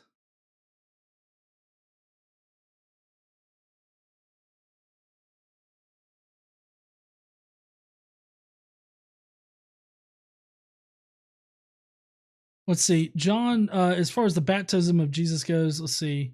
It says, he said, "See the Lamb of God who takes away the sin of the world. I've been talking about him. I said, one is coming after me who was more important than I because he lived before I was born. Did not know who he was, but I have come to baptize with water so the Jews might know about him." Then John said, "I saw the Holy Spirit come down on Jesus as a dove from heaven. The Holy Spirit stayed on him. I did not know him." It doesn't actually have like Jesus, like in John 1. I don't think it actually describes Jesus being baptized. Yeah, it doesn't really say. It just says Jesus.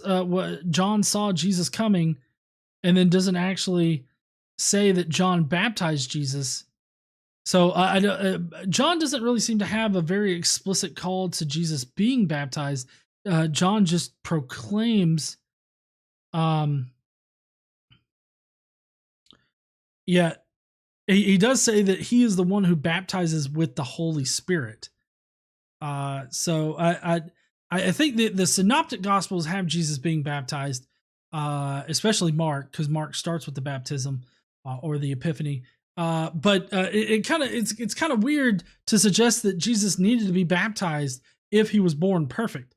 Like if he was a perfect individual, he led a perfect life, he was sinless, then he didn't really need to be baptized. But the Gospels have him being baptized. Nevertheless, he voluntarily chose to die in our place to pay the death penalty we deserve for the sins we've committed. Now, poetically and like theologically, this makes sense, right? There's several reasons why Jesus had to die as far as the story of Christianity goes. I mean, you know, you in the beginning you had God punking Abraham by trying to kill Isaac, and you know he stops him. But then you know God completes the act by sacrificing his own son. So in that sense, it's poetic. It's also poetic that you know human blood magic would be far more powerful than animal blood magic, and so a human had to die who would be more perfect to die than God himself. And so there's that. There's several theological reasons why it makes sense in the story of Christianity for it to happen. But as a real solution to what God calls sin, I don't get it. Like, how does God being copy pasted into a human on earth and being killed, how does that absolve sin? I don't get it. Like I said, I mean, there's a number of theological and story-driven reasons as to why that had to happen.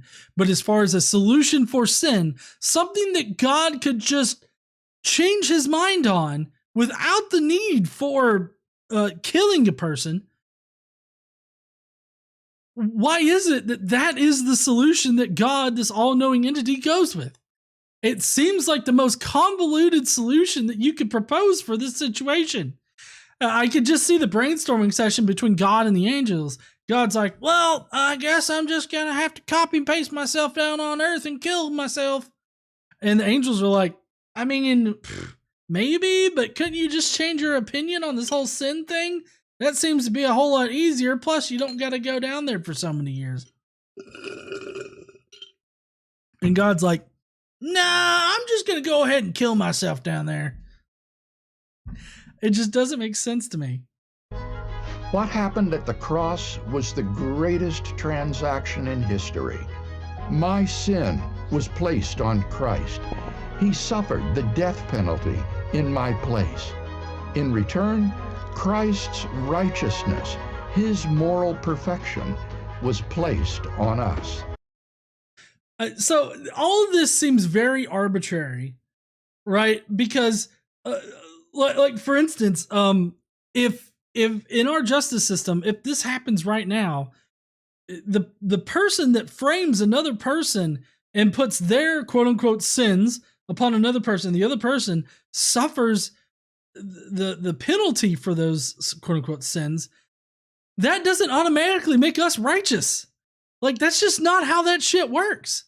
So all of this seems rather arbitrary to me, because it just makes it out to be like these things just happen because that's just how it is, without actually explaining why this happens. If like, say that guy on the right there killed a woman, but that sin is placed on Jesus, and then Jesus dies for that sin, obviously, because he's died for everybody's sin. If that guy dies for that guy's sin right there, then how does that make him righteous? This I can't point to him because it's out of the frame for my camera, but that fucker right there still killed a woman. He still did that. He is not righteous now just because Jesus fucking got pinned on a cross and died. Like, that's just not how shit works. Then when Jesus rose from the dead, he broke the power of sin, death, and hell. Once and for all, God has moved heaven and earth to restore your relationship with him. He's moved. What has he fucking done? I mean, there's a story that's obviously not historical that people have told that suggests that God has done it. But like, has he really moved heaven and earth in order to do that? Like, I don't see how God has done anything to do that. Some fucks made up a story that makes people feel good. That's not moving heaven and earth. Now, it's your turn. We must personally receive Christ as our Savior and Lord.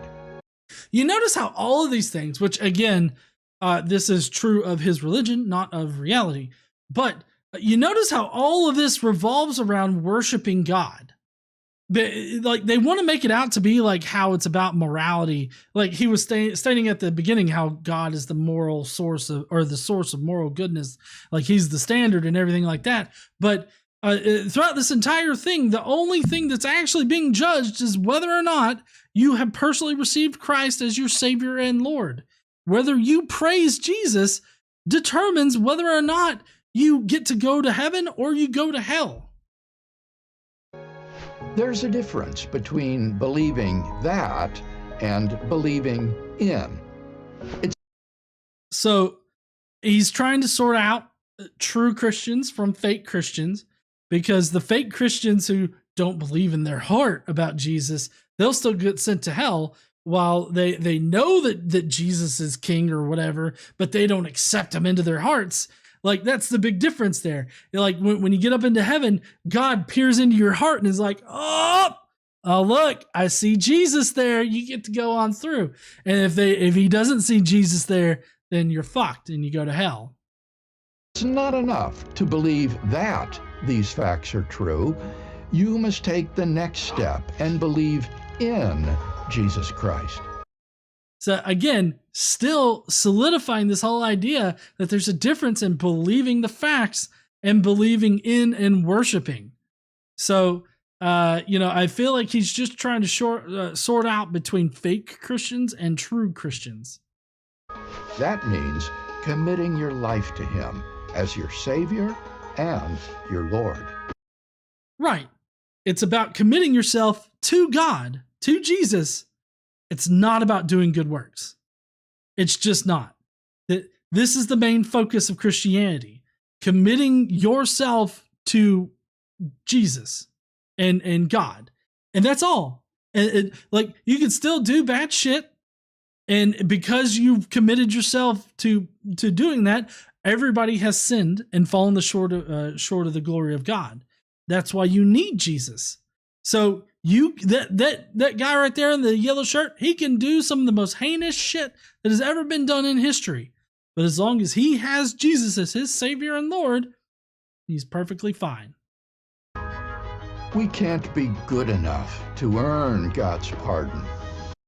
I'm sorry. I don't care to earn anything from God. If the God that exists is Yahweh, the God of the Bible, then I'm not going to stoop so low as to needing his approval for anything.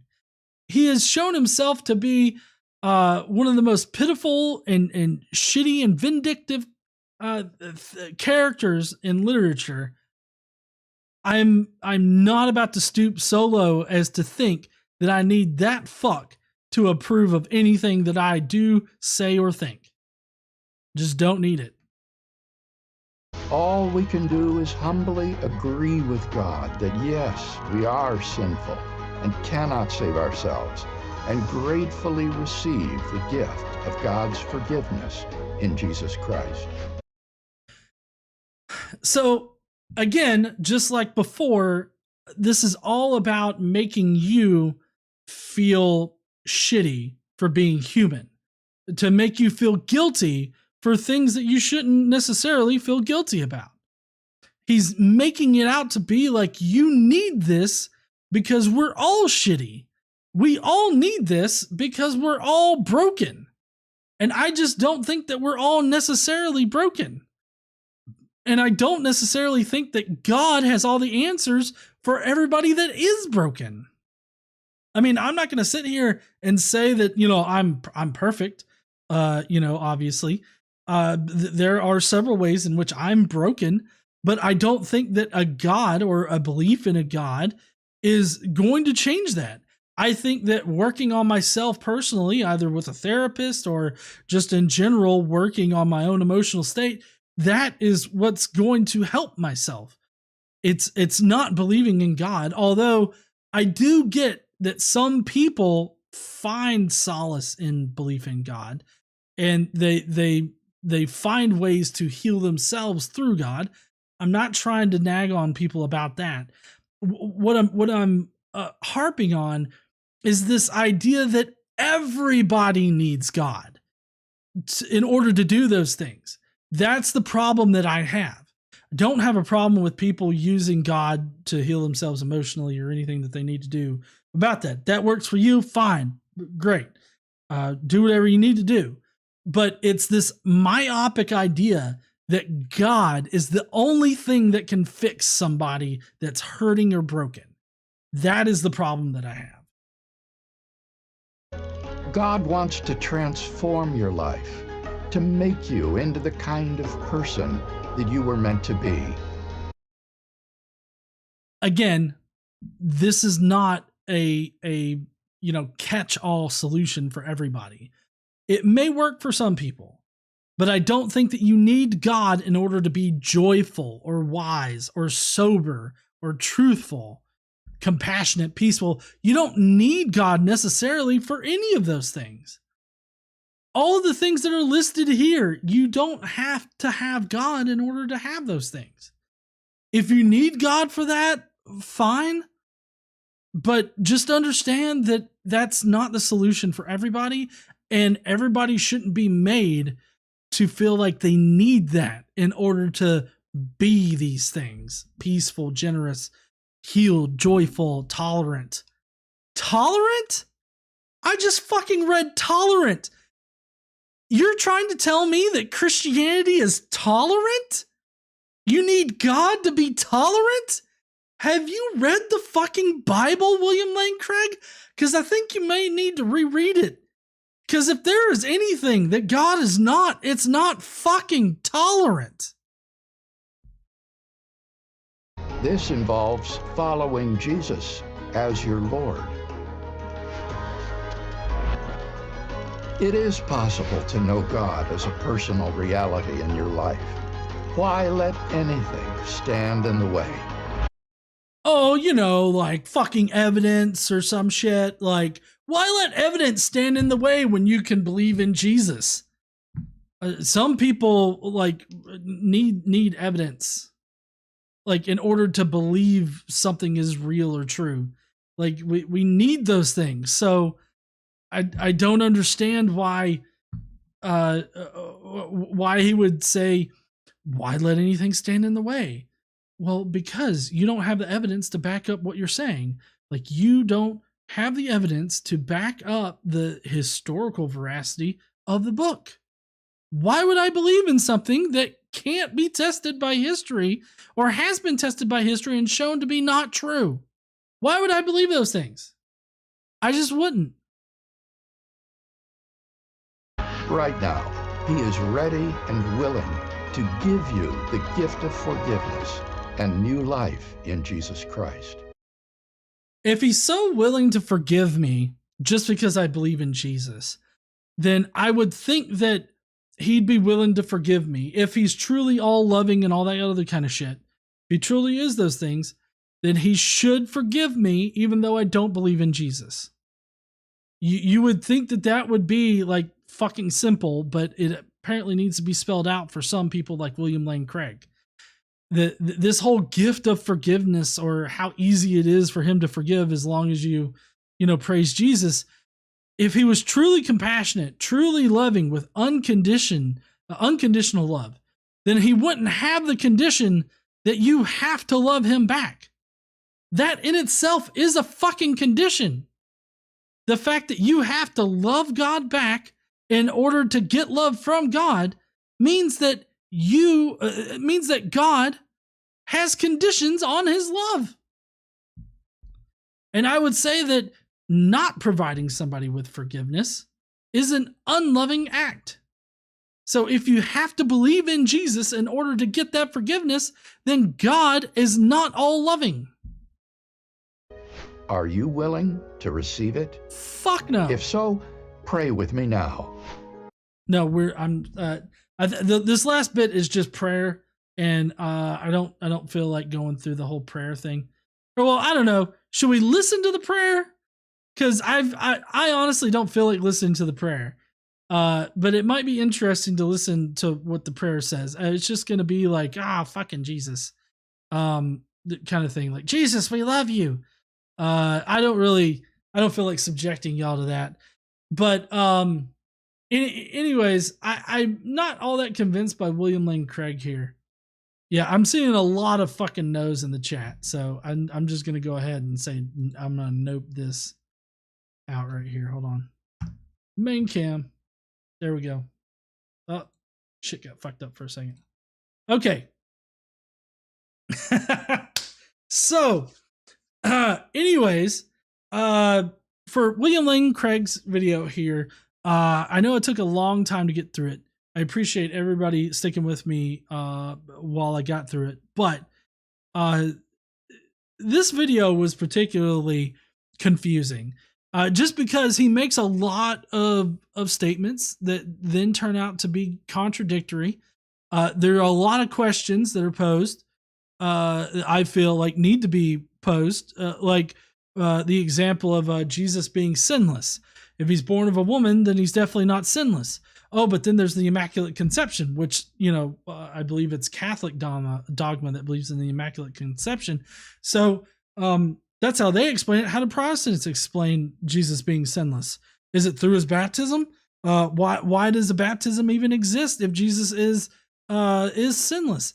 Like, there's just so many questions that you could go through in this entire video, which I felt like I did. But all in all, what I got out of William Lane Craig's video here is that you need to believe in Jesus and God in order to get this unconditional love, which makes it conditional love because you have to love them back or love them first in order to get it. Also, God regularly hates other groups of people. Specifically in the Old Testament, he definitely hates other groups of people. He's a little bit more lenient in the New Testament, but that's just because he expects everybody to bow down and suck his dick later. But God in the Old Testament definitely hates people that that aren't his chosen people. So That doesn't make sense. There was just a lot of things in this video that didn't make sense to me. And it just boils down to whether or not you believe in Jesus. If you do believe in Jesus, then you're fine. If you don't, then you're going to hell. And despite William Lane Craig's call for moral standards and goodness and all this other stuff and justice, it seems to me like whatever acts we commit, like during our time on earth, it doesn't matter. The only thing that matters is whether or not we believe in Jesus. And that's what I got out of his video. And if that's not the message that he was wanting to send, then I think that he needs to change up his speech. And I totally agree that I could be wrong. Could be wrong about these things, but I don't think that I am. Anyways, that's going to be it for our show tonight. Like I said, I really appreciate everybody, suffering through William Lane Craig with me.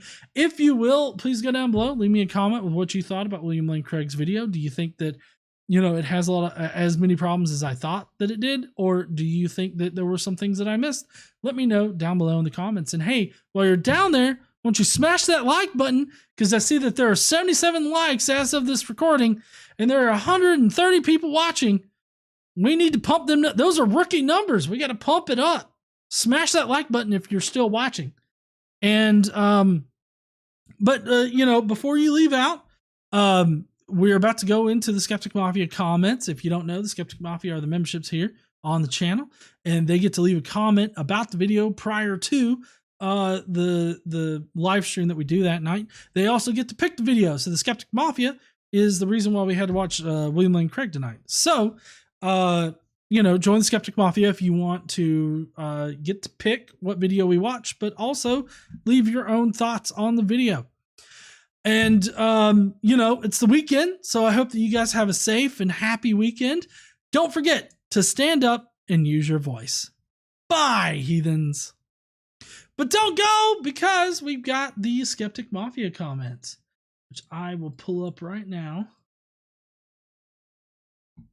And I actually had to go in and change and fix some shit because I fucked up on the post earlier. Luckily, I was able to capture everybody's comment that had already made a comment. But anyways, let's get. Oh nope, this one. There we go.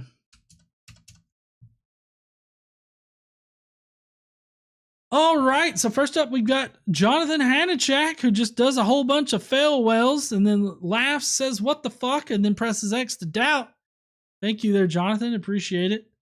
We got Daniel M, who says, "Is it possible to know God personally? Let me help you out with that." Nope. How can you know something personally that doesn't exist? That's another one done. These are getting real easy to debunk. I'm trying to meet someone on Match. I'm just waiting on Match to get a hold of me and give me my money back because there isn't shit they can do for my ass. Join the Skeptic Mafia and play with some of that 15-foot whale dick. All whales have a 15-foot penis, and that is a true fact as understood by Kent Hovind. Next, we got Jester, Lord of Fools, who says, "Yup, the current iteration of the biblical God is seen as omni-everything. Did he stop evil from entering the world by simply not putting the ideas in any created being's heads? No. Well, it seems like he failed right from the start.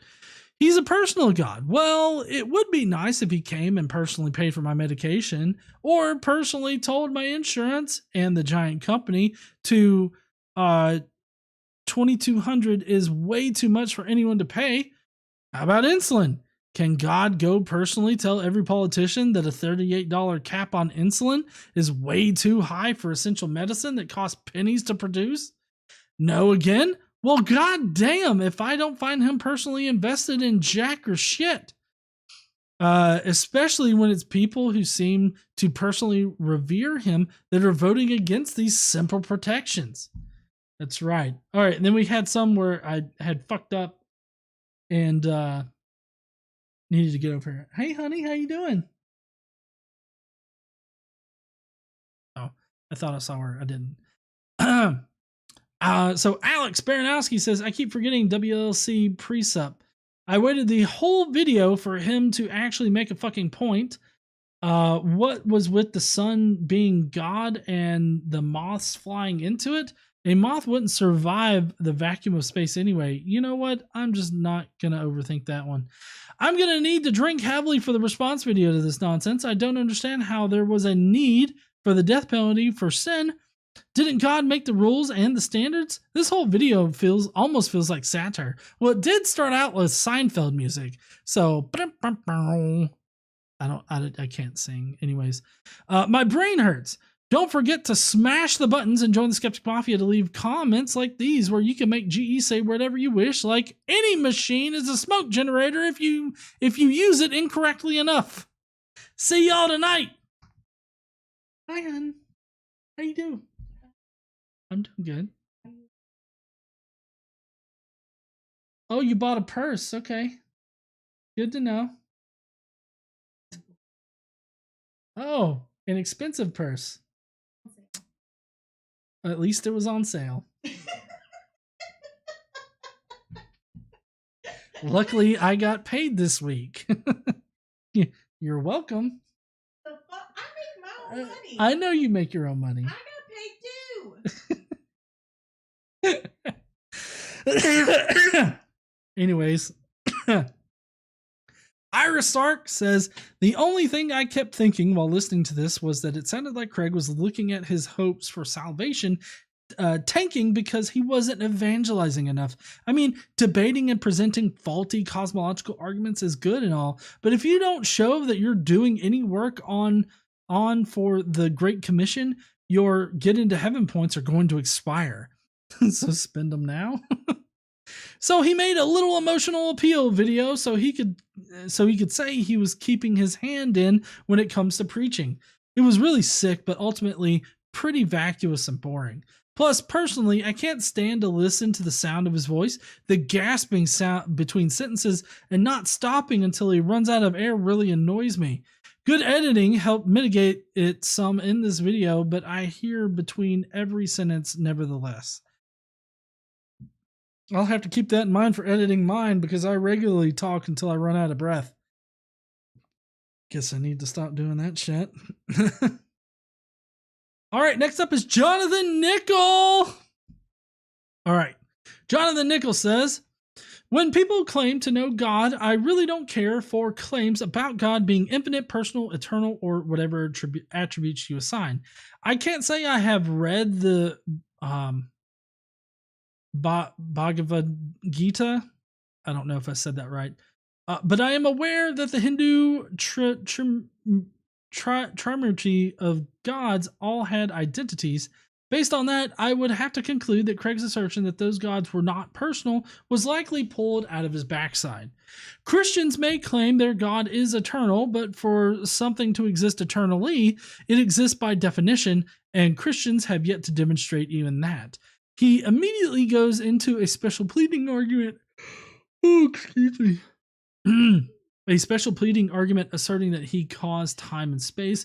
Causation is temporal, so the idea of anything or anyone creating time is nonsensical. If he is not physical or material, how can he exist at all? Craig needs to show how a mind can exist independent of a brain. In fact, I am just hearing claim after claim from Craig. Infinite, all-powerful, morally perfect, the standard of moral goodness, etc. Has Craig even read the Bible? The book may assert these attributes, but the story paints an entirely different picture. His truths. 1. Infinite love. If that were the case, his God would not create hell, nor would he condemn anyone to eternal torment. That the Bible asserts disbelief as an unforgivable sin tells me that this supposed love is not unconditional. No, Craig, why I exist is because my parents had sex. No God required. 2. Sin is just an assertion with no basis beyond what the book claims. There is no sin without a God to sin against. He quotes the Bible, but that means nothing unless you take the book seriously. He needs to demonstrate his God before I will accept sin as a reality. 3. Jesus, this is just preaching Christianity. Demonstrate that there was Jesus. I'm sure that mythicists like GE would demand nothing less. Well, yes, I mean, I do demand, proof that he was, a real historical figure. But if we assume that he was, that still doesn't make sense with Jesus being the sacrifice, and everything like that. So I think for the purposes of this argument, I would be perfectly fine with discussing Jesus as if he did exist.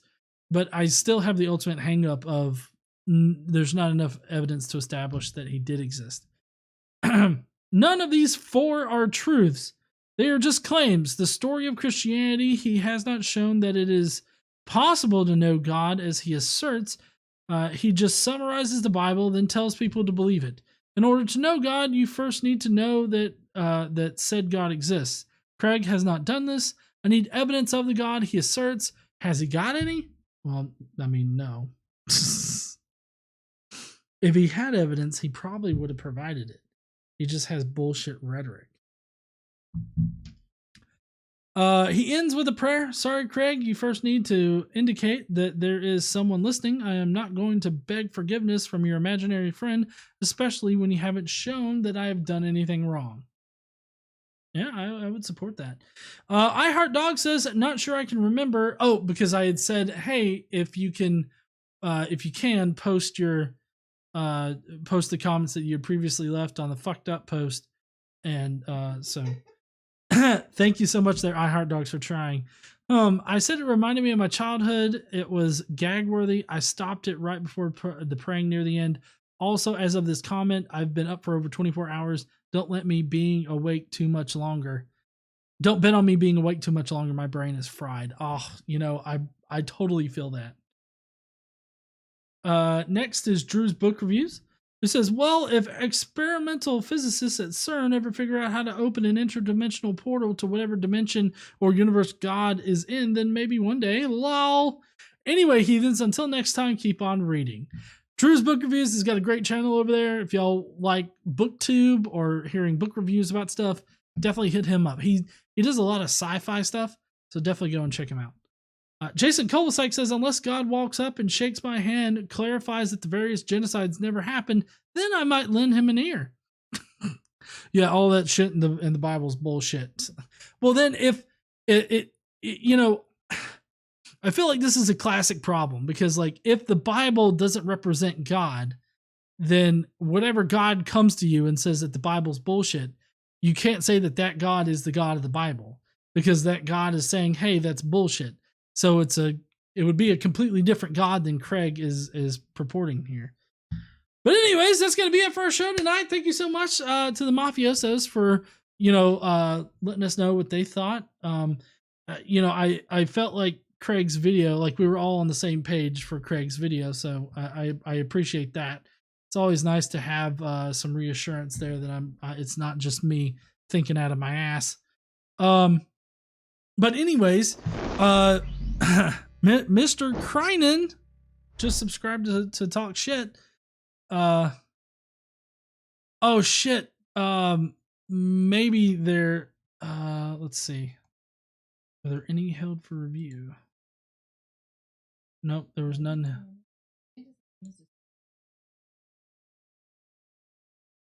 Oh shit. Okay, hold on. I'll check back. Oh, I'm so sorry about that, Zoomy. Let's see. Super chat. Beatles. Jesus. Oh, I see. Jesus was born of a man, obviously. Yeah, Vanta. I totally see that one. Totally. But anyways, so sorry there. Tomatoes, it wasn't important. Okay. I thought that I got everybody. I tried to copy and paste everybody's comments that they had left on that, but I must have fucked up and missed yours. That it wasn't intentional. I promise. But anyways, so next week we've got director's cut, and then I'm actually planning on doing or recording a response video tomorrow that's actually responding to a triple threat.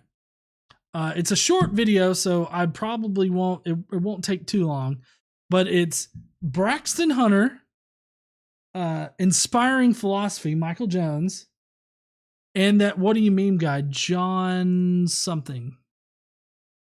I can't remember what his last name is. You're just gonna dislike it right now? Thumbs down. Apparently, my own wife is gonna thumbs down that video. Oh, she's thumbs downing them. But anyways, so I'm gonna be doing a response video to them. I've also got in the works, me responding to an apologist talking about slavery apologetics, and also Mike Winger did a video where he was going through a bunch of atheist memes, and I have a lot of problems with everything that he said. So I was thinking about taking the memes one at a time and doing a response party. So a response video. And so we'll be looking forward to all that. I really appreciate everybody that did a super chat tonight. Thank you guys so much. You guys really make it so that we can, do the donations that we do every month. Especially the Skeptic Mafia. You guys help out so much around here. Really appreciate it. And I guess, we'll just see you heathens next week. Don't forget to stand up and use your voice. Bye, heathens.